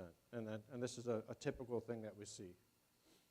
And does it translate to yield response? And the answer is yes. And so if you look at the untreated control, we're at just around 55 bushels an acre across all 7 locations. Again, average across the 7 locations. The 2 QOIs alone are not going to do much as far as yield responses go. And then all the other products, there is a range. It goes from 58 all the way up over 62. So there's a 3-4 bushel difference in fungicides and how well they're affecting the disease and the yield response. So with that in mind, like when we hear things like, yeah, we need to protect the foliage, you need to be sort of, if you're considering using fungicides, we agree there's usually diseases out there that need to be managed at some level, but there's also, we really want people to sort of put a hat on of some kind of fungicide stewardship and sort of be thinking through what exactly does that mean. So make sure that we have these tools around for a little bit longer. And so we found this is actually out of Oregon State, and where they have a lot more fruit and vegetable things that are sort of more intensely using fungicides. And it's called rules, which each letter stands for. R's rotate premix. U is use labeled rates and make sure it's at the right timing. L is limit your applications. E is educate yourself. And then S is making sure you select fungicides that are effective or have multiple sites of action. So I'll sort of go through each of these letters and sort of keeping in mind. Again, I'm going to try to use information out of that crop protection network. And so the first one's rotate or premix. This is just a paragraph out of the web book. And I'm not going to read the whole thing, but if you read the last sentence, this only works if both fungicides have the ability to manage the target population. I think that this is something that has sort of slipped through the cracks, or sort of as we start looking at fungicides, and a lot of them are premixes. And then now that we have resistance issues with parts of a lot of these premixes, I think that the definition of a premix has sort of gotten really muddy. And so we're trying to try to clarify that. When you start talking about a premix, you need to make sure that everything that's in that premix can do something towards that pathogen. And so we're going to use this as an example. I grabbed 10 or so of fungicides that are fairly common, and they're broke out a little bit differently. And so again, knowing what's in a fungicide is also really important. But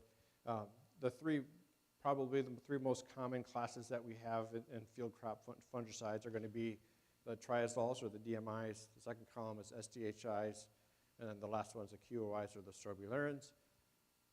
And you can see that there's differences. So some of them are going to be just QOIs. Some of them are going to be just DMIs, like Dilmark. Some of them are going to be a premix of DMIs and QOIs, so like Delaro or Quilt or Quilt Excel. Some of them are, so there's different combinations. So what happens when if you are trying to target frog eye or septoria, brown spot, or target spot, or like anything else that's resistant, what happens when you want to use a fungicide that's a premix that includes that QOI? and it's not affecting the pathogen at all. This is what you're spraying, okay? So if it's headline, you're spraying nothing. And that's the same story with the quad risk or the approach that you saw on that first slide that I showed. And so if it's pre-Exor, you went from having a premix to just spraying an SDHI. If you went from to Domar or to Delaro or Quilt Excel, you went from a premix to just spraying a triazole. And so now when you start thinking, oh, you need to make sure you're using a right product or using a premix of something, if the QYs aren't working, that changes the formula completely. And then now you really need to start rethinking what exactly you're putting out on that field. So if you're using Quilt Excel, all of the fungicidal activity is falling on that DMI. And so now you're just essentially using a product that is just one active ingredient. So not to belabor the point, but like this is really where we want to be, is to people thinking, like knowing what's in the fungicide, what problems you have in the field, resistance issues you have in the field, and what does that mean when you're selecting a fungicide for the future. So the U is use the labeled rates or best timing. I'm not going to go into a lot of details, but I do have a PhD student right now who's really looking at that best timing. So we're trying to develop a predictive model for frog eye leaf spot, and I know that several of the companies out there are doing the same thing. And so predictive models are sort of one of the ways that you can figure out, is a fungicide needed? And if it is needed, when should you use it? And that's really useful information as far as decision making goes. But my student, Jose Gonzalez, is looking at fungicides really across 7 different states as far as the database that we're developing it from. And then we're actually going in and testing it in about 15 different states across the U.S. And so, again, this is one of those groups that's contributing to Crop Protection Network.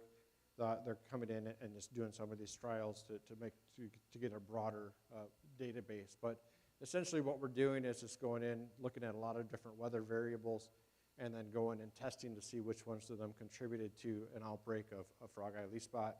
And then we put that into, we have a frog spotter app that then we test these models and we time our fungicide applications on those. And so stay tuned. It's still a work in progress, but this is the type of research that's being done at Iowa State, and really on several different diseases and several different crops, and a lot of those end up being on Crop Protection Network. The L is limit your number of applications, and this is sort of like one of the other hats in my introduction is like I'm the IPM coordinator at Iowa State University, and this is where I put on my IPM hat. And really, there's a laundry list of things that are on this slide as far as things that you can consider, but it's really up to each individual, what they're comfortable with, what they have easily can access the information to. And it can be as easy as, I'll pick one of them, morning dew. And so, I know some people in the audience go golfing, or at least are on a golf course. I don't know if you'd call it golfing, Keith. But like if your feet get wet when you're out on a golf course at 7 a.m., that means the fungus is probably happy. It can be as simple as that, as far as, and if that happens 3 or 4 days in a row, I mean, like hey, there's moisture out there, and the fungus is probably actively growing. Or it can be as extensive as using the frog spotter app, or like something that is actually available that's more intensive. Some people follow stuff on Twitter or on X or on Blue Sky or whatever it's going to be, and if people are saying, hey, I'm seeing a lot of frog eye, and this person's tweeting it in southern Illinois and you're in central Illinois, well, it's probably going to be coming in the next couple of weeks. So pick whoever is actively on there, and you can just sort of track some of these things. Again, we have the maps on CPN that are tracking some of the diseases. You can use those as well. Sometimes it just might be chatter, like you're getting coffee at Quick Trip or Casey's or whatever the gas station is around here, and if people are saying they're seeing a lot of X, Y, and Z that are out in the field, like that should be hey, now's the time to start thinking about it. If it's dry, or nobody's seeing anything, or there's no chatter, maybe that's the time to sort of reconsider if that fungicide application is needed. So again, heard a long list there. You can sort of dig through whatever you want, but it's just encouragement for everyone to come up with their own plan of what they're comfortable with gathering that information. Why it's important, though, and so this is that data set that I was talking about, the 48 locations. So 42 of the locations are on the right-hand side, and that have less than 3% frog eye leaf spot, and the yield responses to the 6 locations with 3% or greater frog eye leaf spot are on the left-hand side. So if you're looking at return on investment and when you should use or why you should use a fungicide, I would sure hope that most people's eyes are drawn to the left-hand side of this screen, and that's going to be where fungicides are going to be the most needed. And so the yield responses outside of the 2 QOIs that are a quadrant approach on the left, everything is 2 bushels up to 10 bushels as far as yield responses go. And if you look at the yield responses in the, nothing gets up over one bushel. In those, this is, again, average across 42 locations. And so you start to think that there's a little power to those data there. All right, educate yourself, and that's sort of what this whole talk is like, we're biased, but we think there's a lot of resources on Crop Protection Network, but this, again, should not be dismissing the value of local extension, and also the local network of agronomists and your Corteva and Bayer and whoever else that's going to be visiting fields. There's a lot of information that's out there. There's a lot of internal information that a lot of these companies have and Extension has, so use it and make sure that you know what's going on. I feel like fungicides are always a little bit behind the herbicide world. There's like most people can rattle off what groups of herbicides that they use and how they're going to affect the different weeds that are out there. We need to get to that level with the fungicides. You need to know what's out there, why it's out there. If you are targeting a specific disease, you should know if there's resistance issues or not, and that should be adjusted. You should be adjusting the products that you're picking because of that. So just really making sure that we ramp up the ability to know what's going on disease-wise out in the field.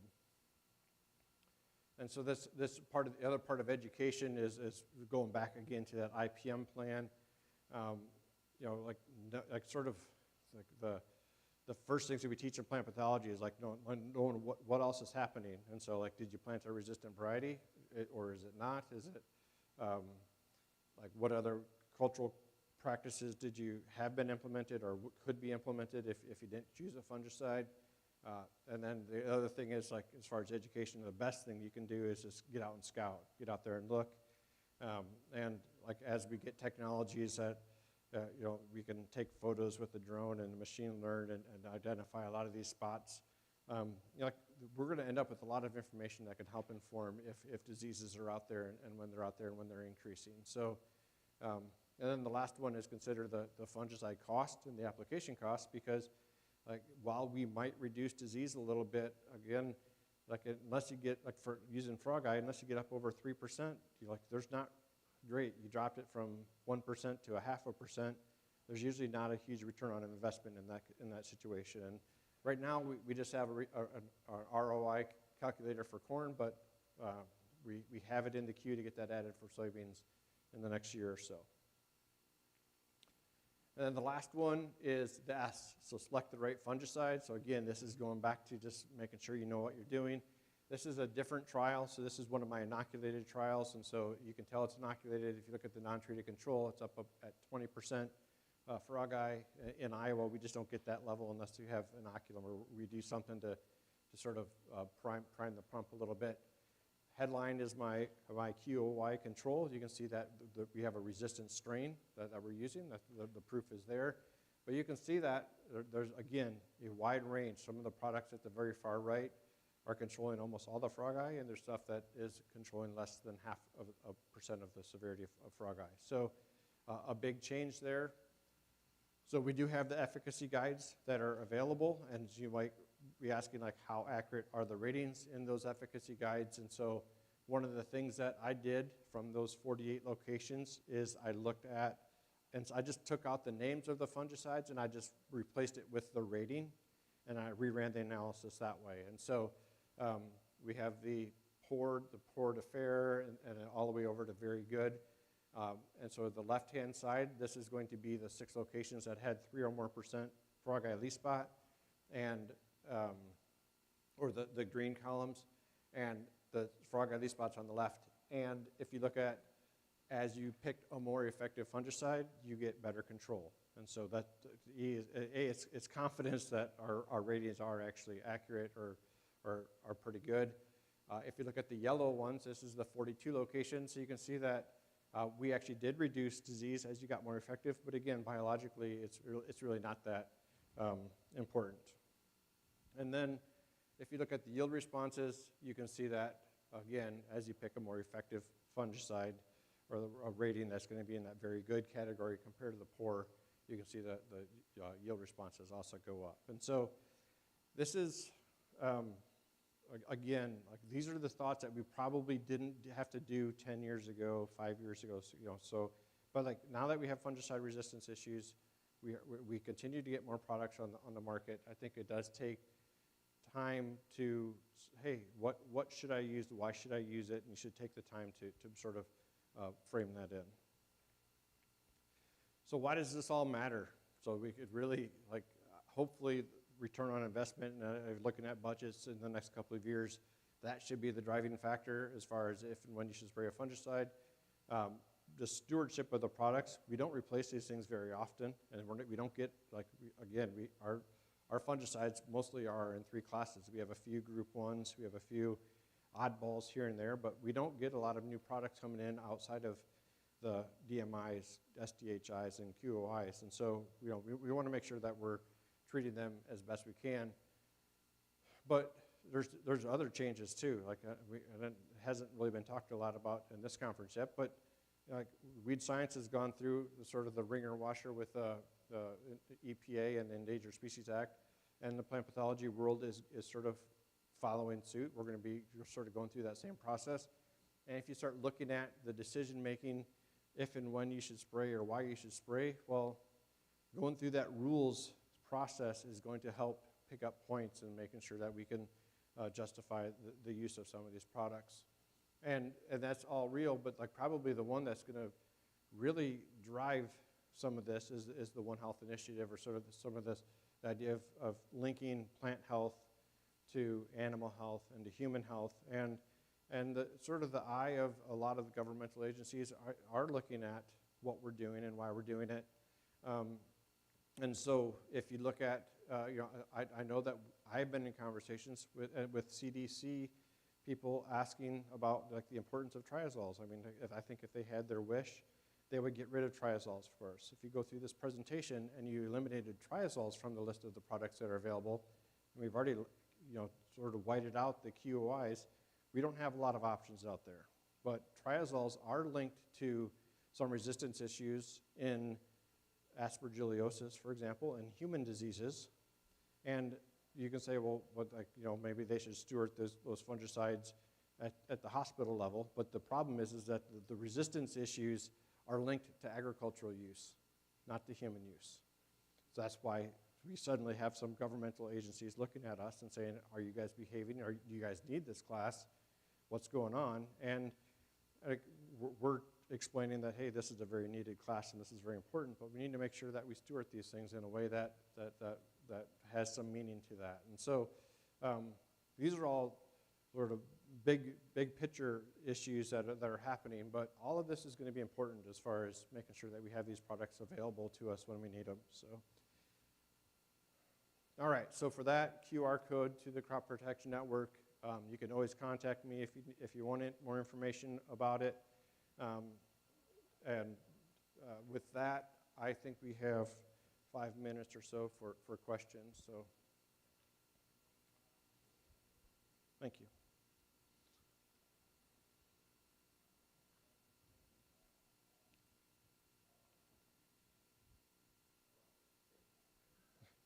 I can repeat it.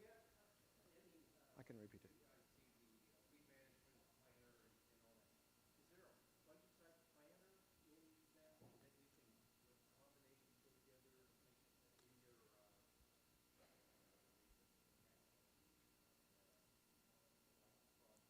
Frog spotter, yeah. So the question is there a sort of all-encompassing fungicide planner that would sort of pull all these things together?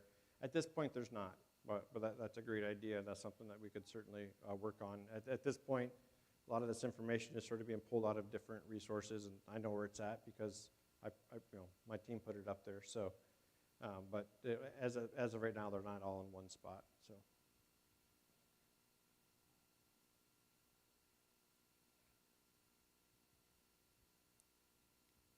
All right.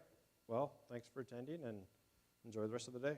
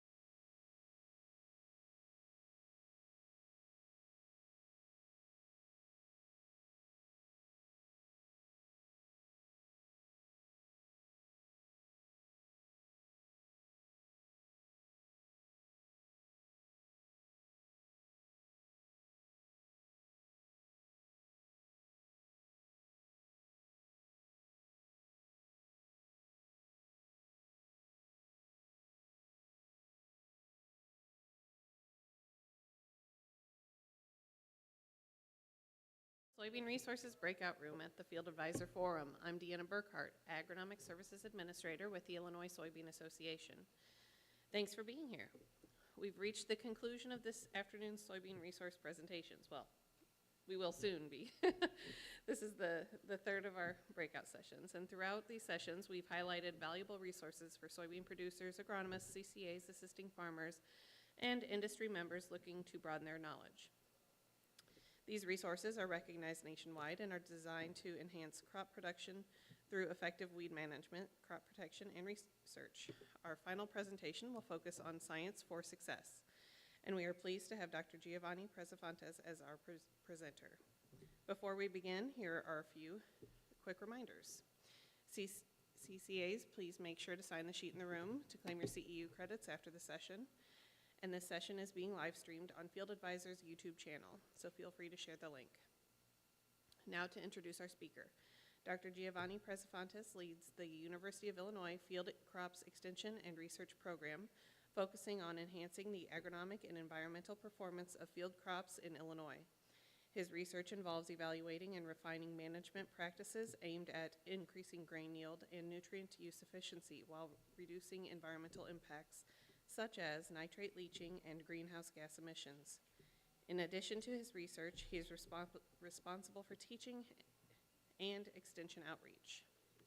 Preza earned his bachelor's degree from the Federal University of Mato Grosso in Brazil, his master's degree in agronomy from Kansas State University, and his doctorate in crop sciences from the University of Illinois. Please join me in welcoming Dr. Giovani Preza. Thank you. Hi, everyone. Wow, that got so loud, but sorry. How are you guys doing today? Pretty good, right?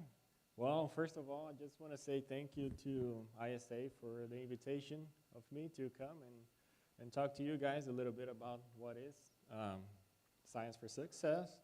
And I also want to thank you guys for sticking around until the end. I know it's been a long day, but a lot of great discussions. So yeah, what I want to do today, and again, just try to keep things light, right? So we're towards the end of the day. What I want to do today is just talk a little bit about Science for Success, what Science for Success is, and what we do, and show you guys where you can find some of the resources that we've been putting together. And then at the end, I'm going to try and summarize one trial that we did together as a collaborative effort. So before I jump into that, I just also want to take the opportunity to kind of introduce myself if you haven't met me yet, or reintroduce myself. I'm a new faculty in the Department of Crop Sciences. I've been in this position for about 2 years now. I hold a 3-way appointment in the land grant system, so I get to do all the 3 jobs. And in addition of teaching in the department, I also have a 50% research appointment and a 30% extension appointment. So I also serve as the state agronomist. So most of my time when I'm not teaching, I am focusing on my research and outreach program. So what I'm trying to build here in Illinois, and I don't have a corny name for it, so I'm just calling it a Field Crops Research and Outreach Program. So basically, conducting field-applied research to provide research-based information to you guys, soybean growers and crop consultants and any other agricultural stakeholders, right? So basically, all the information on best management practices that are guide efficient, cost-effective, and environmentally sound management practices. This knowledge is then integrated and delivered through our Illinois extension programming. I'm also trying and take advantage of the social media, and I started building this website. It's called ilagronomy.info. So I encourage you guys to go and visit. It's a working process. This is a website that I'm trying to get up. It is already up, but I'm trying to fill with all the information that can help you guys. So basically summarizing some of the previous research that has been done in Illinois and summarizing ongoing research that we're developing and summarizing those results and kind of providing recommendations and considerations for you guys. So there's a page with crop management. Again, it's a work in progress, but there you can find some information on corn and soybean management. And this is all based on research that has been done in the state. And again, being my extension appointment and being the extension agronomist too, I kind of serve as the leadership for any collaborative research and extension efforts, not only within Illinois, but also across the states, right? So that's what leads me to the Science for Success. I want to ask you guys, have any of you guys have heard about Science for Success before? Of course you have, right? What about you guys? You have? Would you try and explain what it is? Collaboration of efforts among soybean safety specialists around the country to synergize efforts in different states and common problems and different. Awesome. Thank you. Yeah, no, I will. But yeah, no, it's good to know that Science for Success is, the name is getting out and people are kind of knowing what we do. But basically, Science for Success is a project that is funded by United Soybean Board. And it brings together soybean researchers and extension agronomists from different land-grant institutions that kind of work together with the main goal of the project is to deliver best management practices for farmers and any stakeholders, right? So right now, I believe if I'm not mistaken, I think we have a team comprising of 26 different land-grant institutions, and you can see on the map right there on the bottom right, kind of gives you an idea of the extension of our group within the United States. We have folks all the way from North Dakota, all the way down to Louisiana and Florida, right? So our team, we cover about 90% of all the soybean acres in the United States. Our project leader is Dr. Rachel Van. She's a soybean extension specialist at North Carolina State University. She's actually a U of I alum. Right? She got her bachelor's degree from NRAS in the College of ACES. So again, the project goal is to deliver soybean best management practices. So how do we do that? Right? So basically we do that by doing these three different things, right? So we work together on basically summarizing existing and ongoing QSSB supported soybean checkoff research, right? So we do that. We have annual meetings where we get together and we work on extension materials. We write fact sheets. Actually, I brought a few copies of 5 fact sheets that we published in 2024. They're here in the table available for you guys to pick up.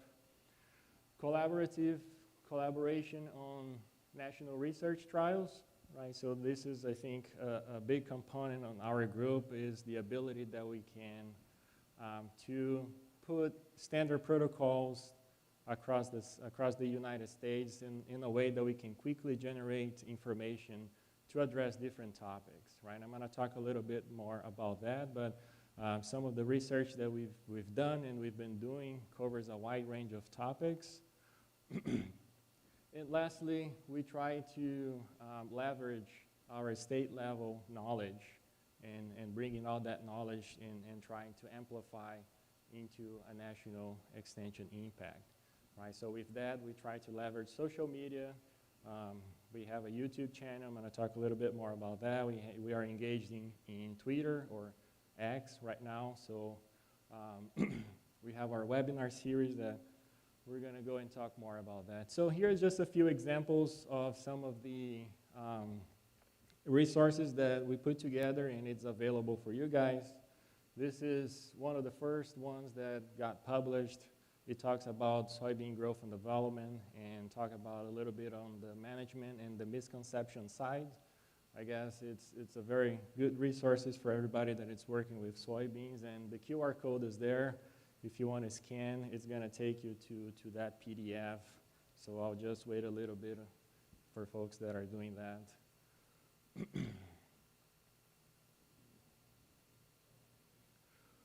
This is other examples of extension articles that we put together. We have a few talking about planting day, considerations for planting day.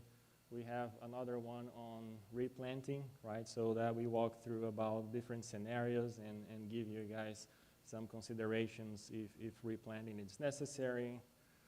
This one is actually very nice because the group worked with the risk management agency, where we worked with them and provided available data on all the planting day trials for the states, and we were able to work with them, and RMA actually, a few years ago, they adjusted the early planting dates for the United States, right? So for Illinois, that's what it looks like right now, right? So it's broken up in three regions in the state, right? So the southern region is the green part here.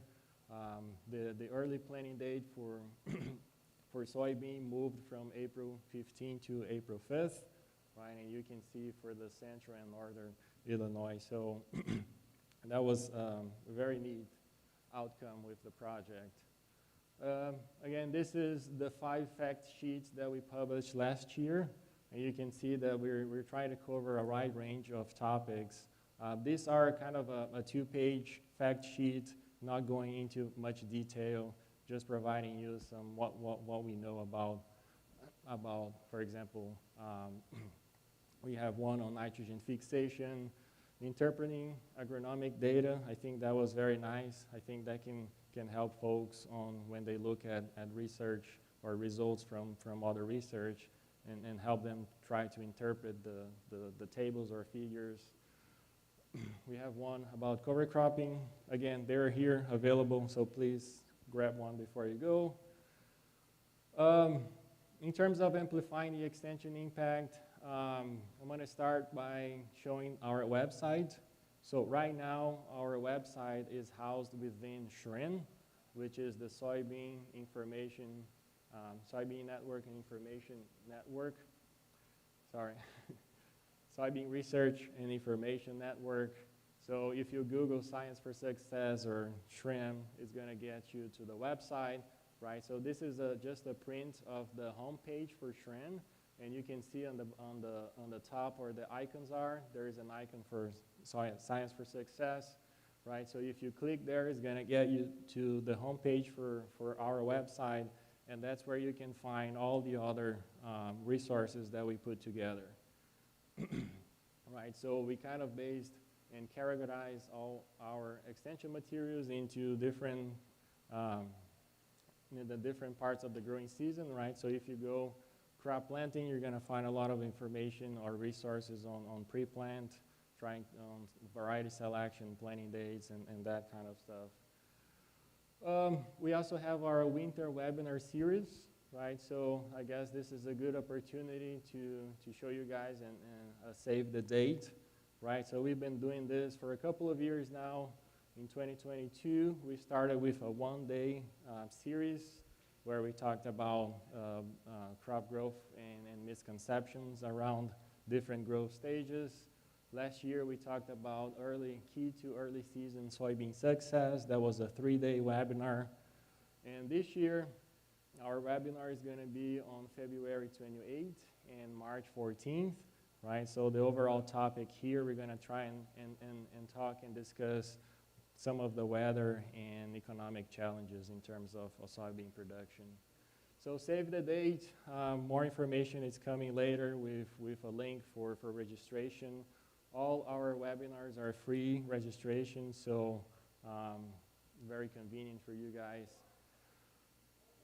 Again, we try to leverage social media too to have a bigger impact. So we do have a YouTube channel, which is actually, if you want to go and watch some of the presentations from the winter webinars. last year. That's where you can find. You can find all the other videos that we recorded. So we usually record videos talking about soybean growth and development, some of the misconceptions around soybean growth. We also try and record some videos talking about some of the projects that we're working on and why we're doing that. And once the project is completed, then we try and provide some just brief summary in terms of a video. So they're not very long videos, so it's very nice that you can see it in 5 minutes. You can watch a film. We're also present in Twitter, X, what it's called now. So if you use X, we actually try to be very engaging on that. We have posts pretty much every week where we're trying to kind of regurgitate some of that materials, providing links for folks that can go and find our resources. In terms of national trials, this is one of the examples of the coordinated national trials. I believe this was one of the first ones that the team put together. This one looked at foliar fertilizers on soybean grain yield and economic return. Right, so this was done in 2019 and 2020. If you see the map there, that's where all they have the locations for that study. So again, there is a fact sheet kind of summarizing the findings for that project. And if you go to the website or if you scan the QR code here, it's going to take you to that PDF. This is a list of topics, previous and current trials that we have with the team. And you can see that we try to cover a wide range of topics, all the way from nitrogen sulfur fertilization, nitrogen fixation. We do have a trial that we finished last year on biological seed treatment. I want to show a little bit of the data here in a minute. We have 3 new trials that we started in 2024, and we'll likely replicate that in 2025. Those are the 3 last one here, looking at desiccation timing, harvest timing, and every time looking at soybean yield and seed quality. And we also have another one with cover crops, which is kind of being partly funded by the Iowa Soybean Association. So this is where I get to present some data for one of the trials, right? So this is a trial that we did for 2 years where we evaluated what the yield response of biological seed treatments, right? So the overall goal here was to identify situations where biological seed treatments improved soybean grain yield and profitability. Here is just a few informations about the trial. So we did that for 2 years, 2022 and 2023. We had 22 states participating in that trial. Across the 2 years, we had 103 sites.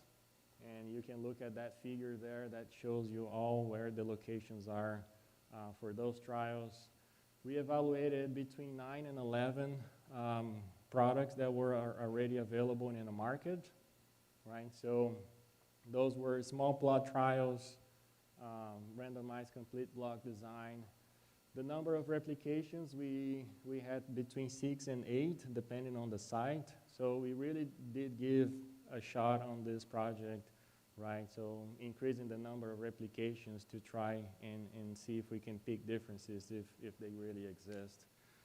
Illinois in particular, we had 2 sites, one in Urbana and another one in Monmouth. And this was partly funded by the United Soybean Board, and we also got additional funding from the USDA to complete this work. So just a little bit about biological seed treatment. Again, not going very into much detail here, but basically it's a growing market, right? So we've been seeing a lot of products coming out on the market and being marketed to farmers. Some of those products, they are being marketed as a way to improve nitrogen fixation. They can assimilate phosphorus from organic or inorganic sources, all the way down to control of disease and nematodes, right, increase grain yield. So this is a list of some of the active ingredients that we actually tested, right? So a little bit more into detail. We had products with azospirillum, which is kind of a free-living nitrogen-fixing bacteria. a bacillus that can promote plant growth by improving nutrient supply. The Bradyrhizobium, this is nothing new, right? Everybody should be familiar with that. That's the bacteria that we have, the symbiotic relationship with soybeans. And there are some other microorganisms here that have actually been tested under their field scale. This is a list of the active ingredients for our treatments, which were basically products, right? So here I'm not showing the product name itself. I think that's out of the scope. But we tested 9 different products, and you can see that they range from like a single microorganism or to a mix of microorganisms. There were 3 new products that we tested in 2023 because of we couldn't get a handle of the products. All the products, I believe, got donated to us, so they came from reputable companies within the country and even internationally. So going a little bit into the results, this is what the yield from all sites combined look like. This is yield from 2022. Right, so what I'm showing here, it's a box plot that kind of shows the distribution of the yield across all the 103 sites. So if you look at either of those treatments, and they're numbered, right, so each black dot that you see on that picture, that's actually the yield from one of the replications, right? So for 2022, if you look at the box plots, they all seem very, very similar, right? So if you look at the distribution, we see yields all the way below 25 bushels per acre. We have a few sites that we saw yields above 100 bushels per acre.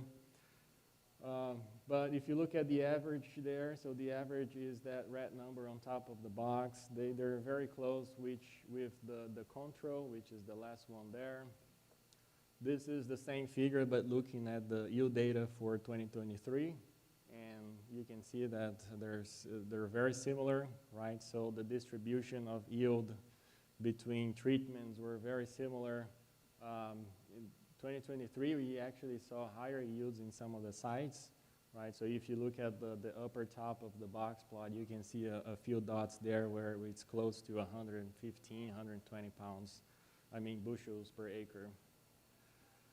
So basically, when we combine all the data together and we look if there was any significant difference in terms of grain yield, we didn't find a single product that consistently increased grain yield when we compare to the control treatment where we didn't have any biological seed treatment.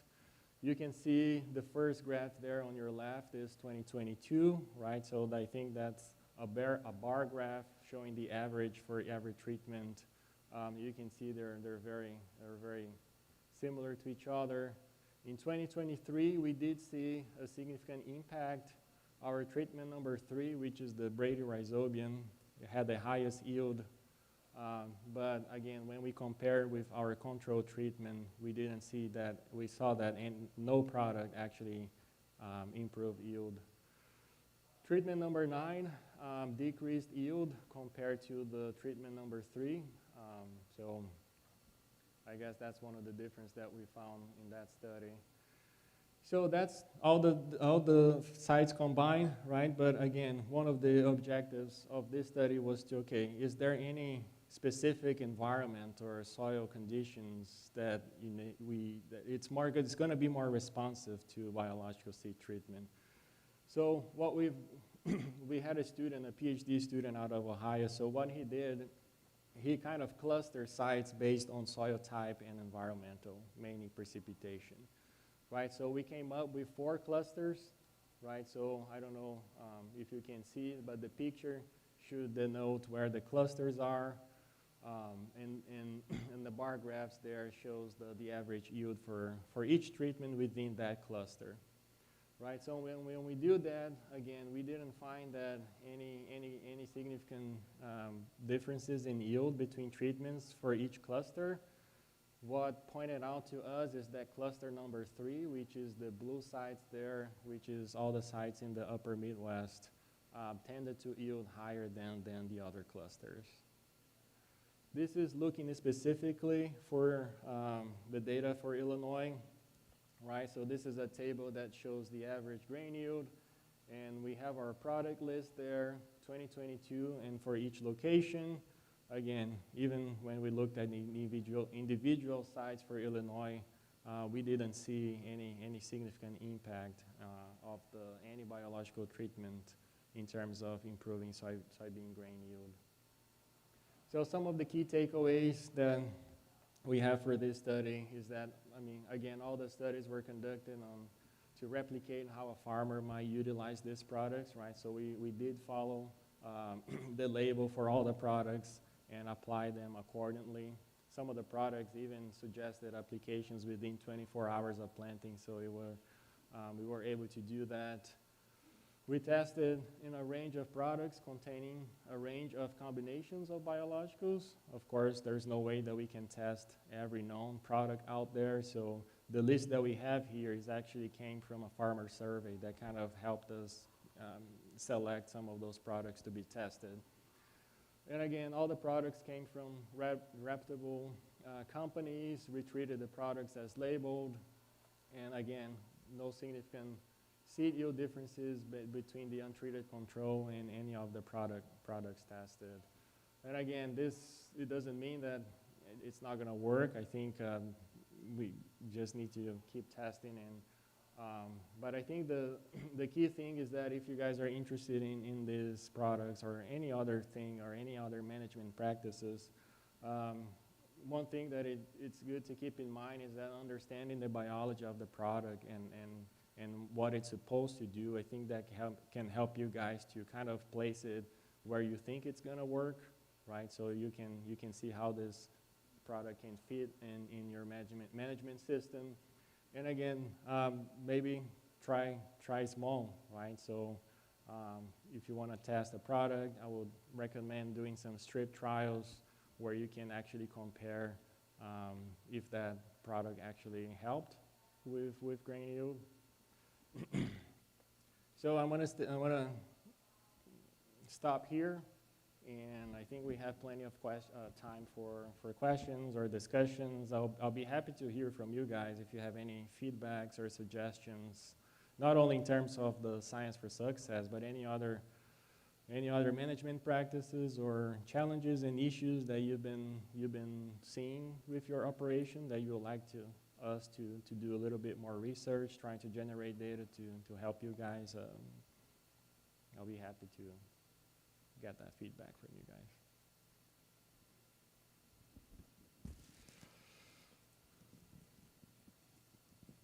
Is your research separate from the rest of the university, like Dr. Sybil's research? Yes. So I'm developing my own program, but I'm happy that Connor is on board now. We started talking with each other. I think there's a lot of opportunities there to collaborate on trials rather than trying and duplicate work. At the end of the day, we're both agronomists. We're interested in similar things. So it's different, but there's still plenty of room to collaborate.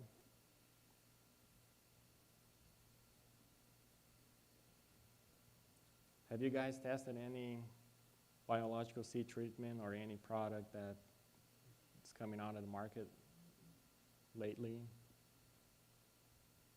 What has been your experience? Yeah?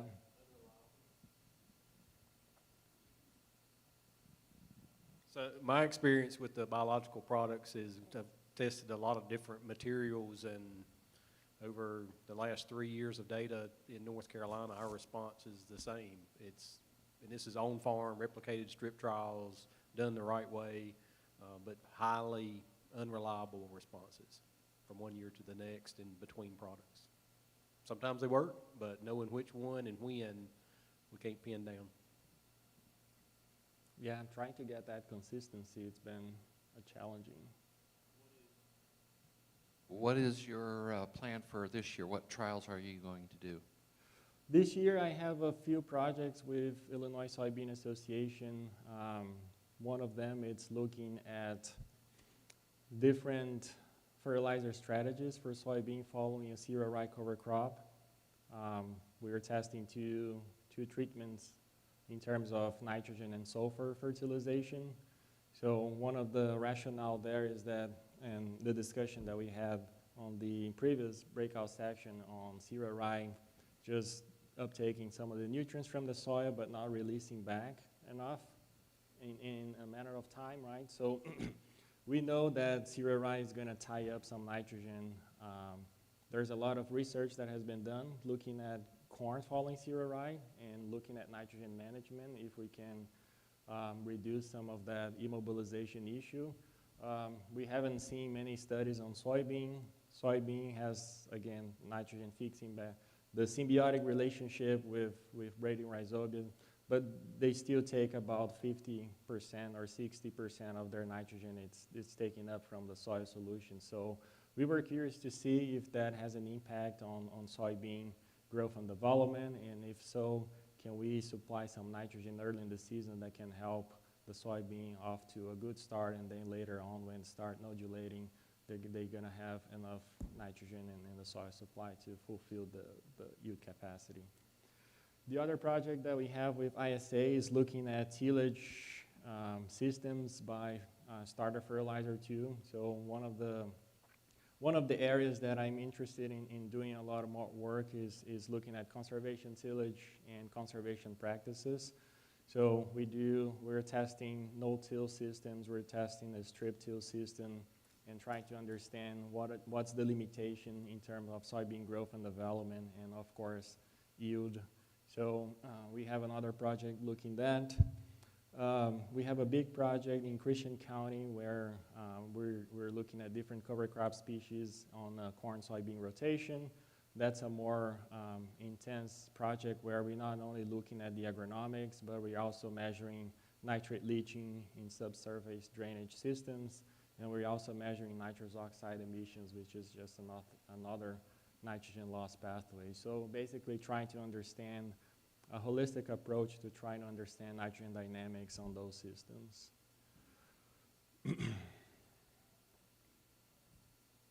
Yep.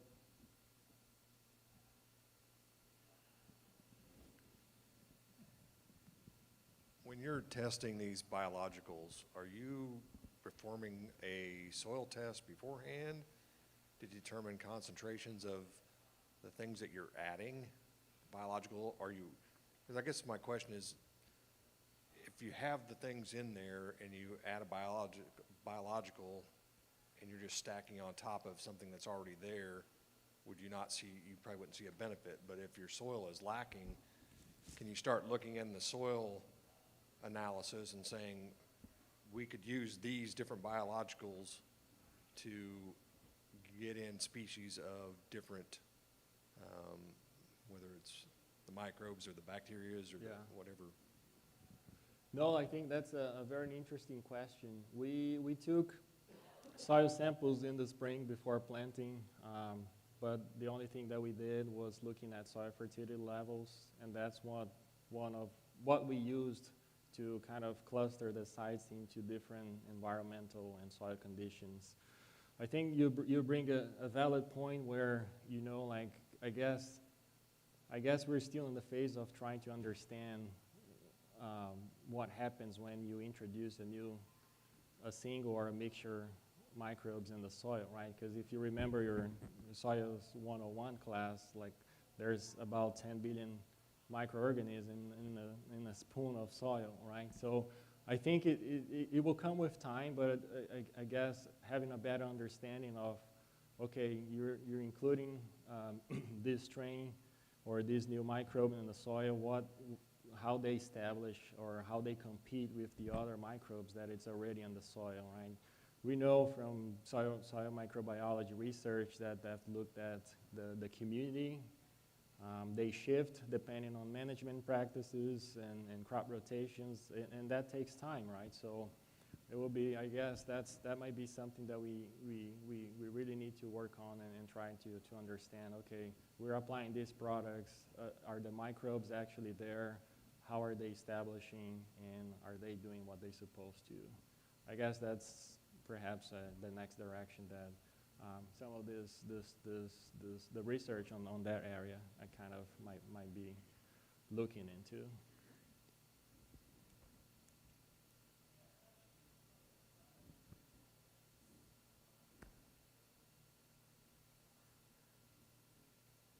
I guess that's it.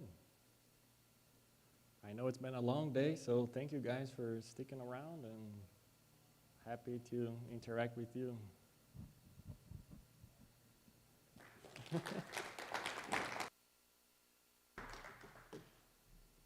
right, thank you. Let's see, to close, I want to thank you one more time for joining us.